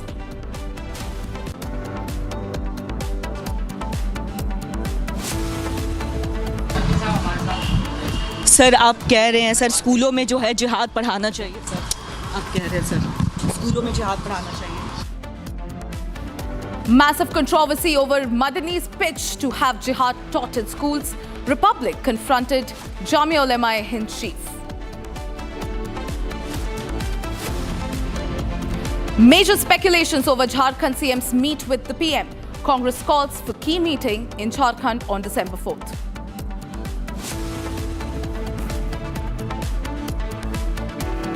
Amid Karnataka power tussle, Siddaramaiah meets Congress High Command, says will step down if ordered by Rahul Gandhi.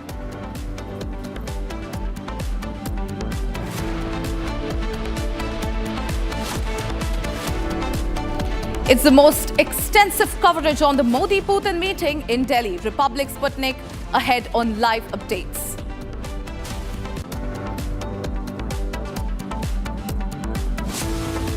Rupee falls to record low, crosses 90 against dollar for the first time.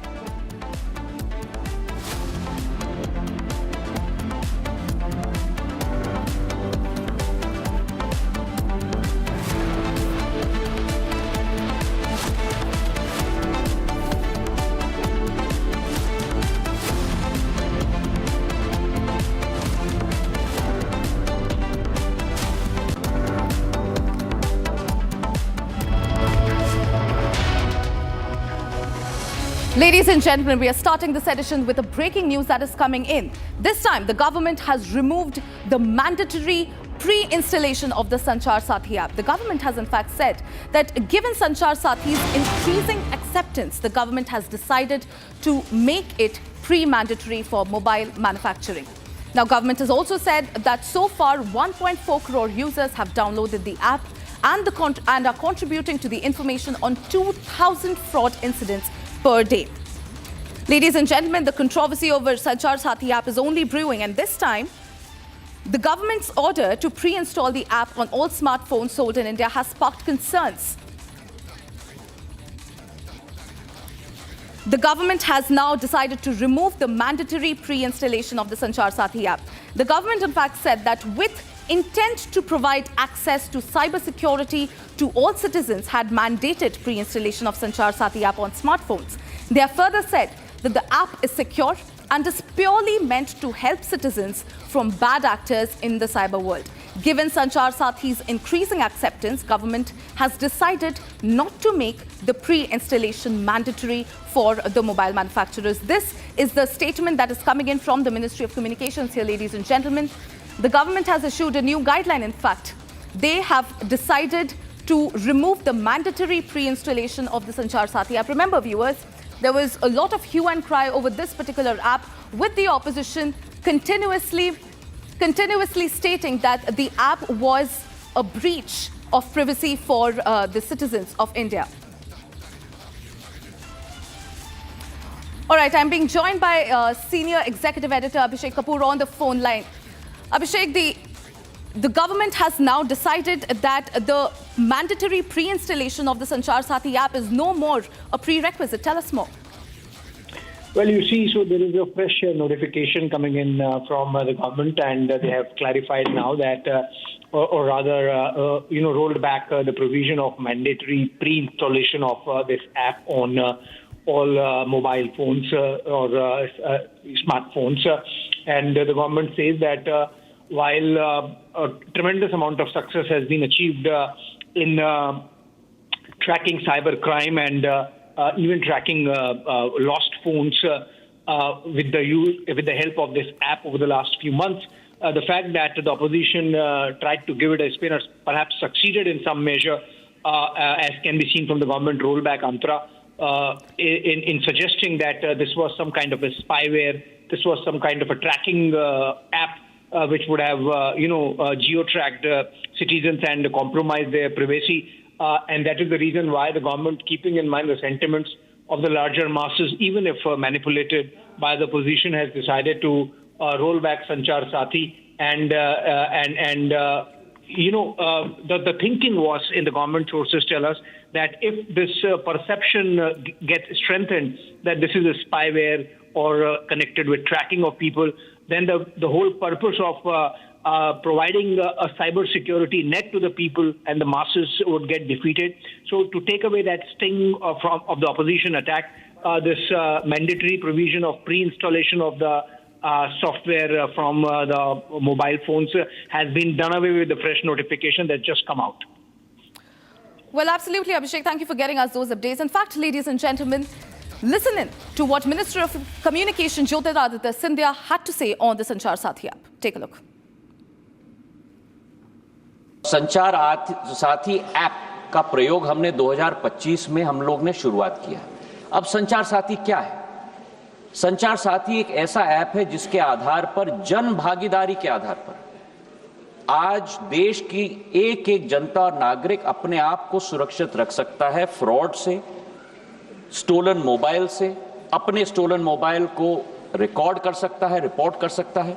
और 20 crore hit sir हमारे portal पे हुए हैं, करीब 1.5 crore app download हुए, और इसी के आधार पर जन भागीदारी, इसकी सफलता, सॉफ्टवेयर तो हमने बनाई है सरकार ने, पर इसकी सफलता का श्रेय अगर किसी को जाता है तो जनता को जाता है सर, क्योंकि उनके उपयोग के आधार पर ही हम लोग सफल हो पाए।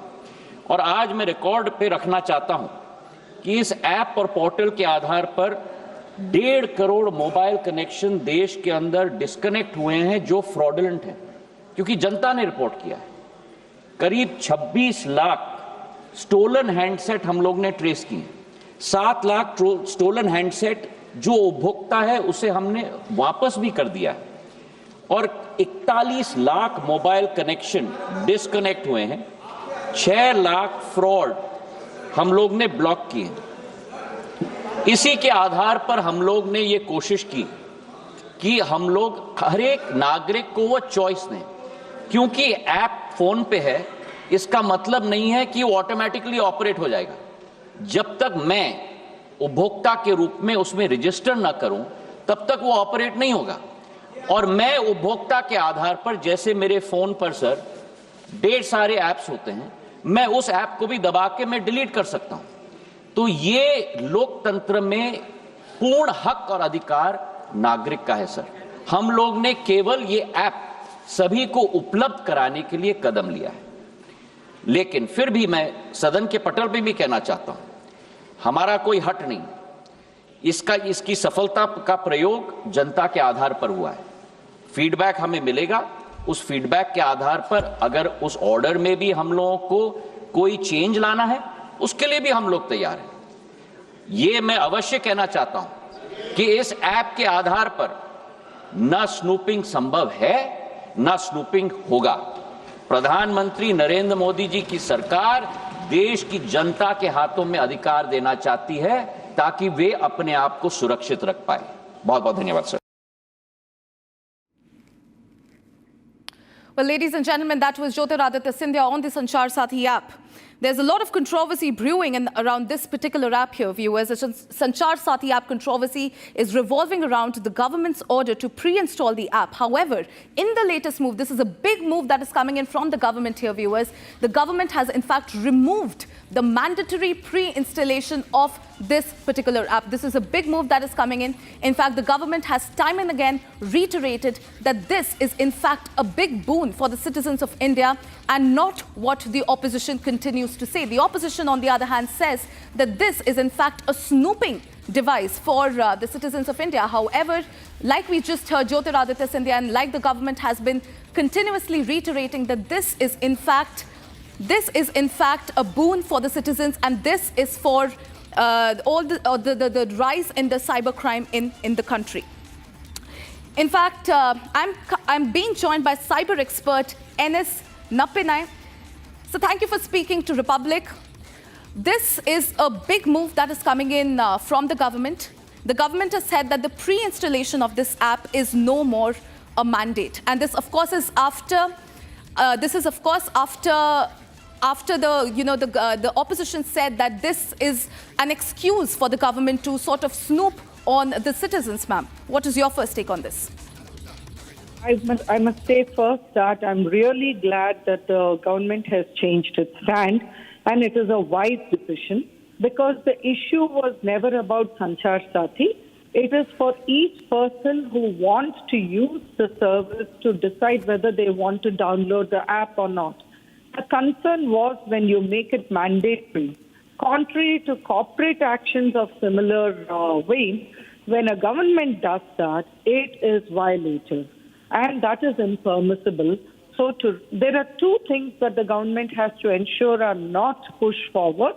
One is, of course, the mandatory pre-installation, and secondly, also the directive asking service providers to insist that it should be part of a software update where the app will be automatically installed. It's critical that on both counts, the mandatory installation requirement is removed.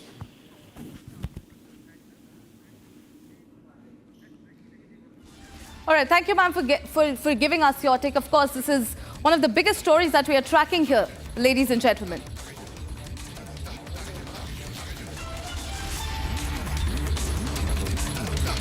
In fact, ladies and gentlemen, we have another breaking news that is coming in.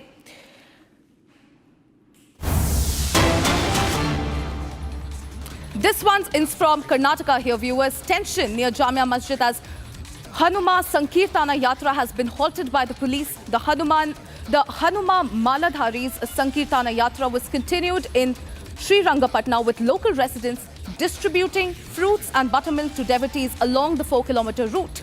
Now, the procession is currently moving from the Ganjam Road at a circle near a mosque.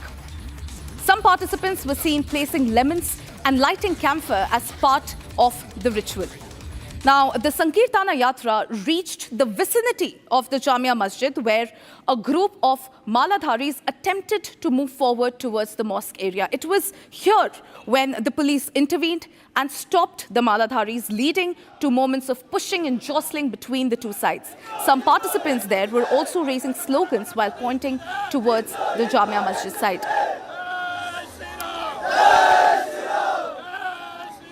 All right, joining me live is my colleague Abhishek from Bengaluru. Abhishek, this is this breaking news that we are getting in from Karnataka. There is a tension erupting near the Jamia Masjid during this particular yatra. Tell us more. Antara, I am right at the location where the Maladaris of the Hanuma Maladaris who tried to barge into the masjid, which is located in Srirangapatna. The history goes back to a period of Tipu Sultan, who was ruling the state, and when he demolished the temple which was prevailing here, which belonged to Lord Hanuman, after which he installed a new mosque here. And for the last 11 to 12 years, the Hanuma Maladaris and Hindu Jagrana Vedike are conducting various other march pasts beyond this masjid to make sure that this masjid comes down in the next couple of years, and they would build a Hanuman temple once again at the same location. This yatra starts at the Nimishamba temple, which is near the banks of Srirangapatna, and also this continues for the location 2.5 to 3 kilometers from the starting point to the Sri Ranganatha temple, which is located in Sri Rangapatna. At least 1,500 police personnel were deployed, 150 CCTVs were installed, personnel from CAR, DAR, KSRP and the commando wing of the Karnataka State Police were deployed. Drones were used to monitor the live visuals of the Yatra. There were at least 10 to 15 teams of police which had been divided so that they come with the teams of the Maladharis. And from this door of the fort, the Hanuma Maladharis took this way towards the Jamia Masjid. They stopped in this place. They tried to barge into the masjid to pelt stones at the masjid. However, the efforts of the police did not let the Hanuma Maladharis get inside the Jamia Masjid. At least 8 to 10 KSRP vehicles which had been parked around the masjid made sure that these Hanuma Maladharis don't get within the mosque, because it would obviously create a ruckus between the Hindu and the Muslim community. And we shouldn't forget the fact that while talking to the Republic TV, Mallikarjuna Baladandi, the SP of Mandya, told that the CCTV visuals will be monitored. If at all any incident which was supposed to create a disharmony in the community or the society, action against those persons will be taken in the next couple of days. The Yatra has successfully completed as per the police information, because not a single incident of the issue between the Hindu or the Muslim conflict has been reported for the first ever time in the last 11 years. And also we shouldn't forget the fact, Antara, that at least 5,000 to 6,000 Hanuma Maladharis were present. The rally, which started from Nimishamba temple in Sri Rangapatna, has already reached Ranganatha Swami temple in Sri Rangapatna itself, which covered the distance of around 4 kilometers. We also saw the deity or the idol of Hanuman Swami being carried on the chariot, which was followed by the DJ, which was followed by the traditional music. And this is a place, this is the exact circle where the masjid is located. And this is one of the sensitive most places in and around Sri Rangapatna as per the police sources. And this is, they very clearly knew that this was about to happen, and that is the only reason as to why the majority of the force of the police were deployed in this location. And also the police are successful in taking the situation into the control and managing this rally peacefully, which is already ended as of now. Antara. Right, Abhishek. In fact, to our viewers who are just tuning in, if you could also tell us about the sloganeering which sort of erupted during this confrontation, and also how many police convoys have been deployed in the area, considering that you just told us that, you know, the Hanuman devotees have come in large numbers there. Abhishek. Okay, the slogans very clearly meant that they would be demolishing this mosque in the next couple of years, and also they will be rebuilding the Hanuman temple, which was prevailing even before Tipu Sultan ruled this place. With respect to the deployment of the police force, I am requesting my video journalists to show the KSRP vans which have been parked on the streets around the Jamia Masjid. So on a very average note, at least 8 KSRP vans have been deployed here. 1,500 policemen had been deployed under the leadership of the SP Mandya, Mr. Mallikarjuna Baladandi. At least 4 to 5 of the ASPs, followed by majority of the circle police inspectors, police sub-inspectors and various other personnel from the police department were deployed. On the other hand, we've also seen the commando wing of the Karnataka State Police being deployed here.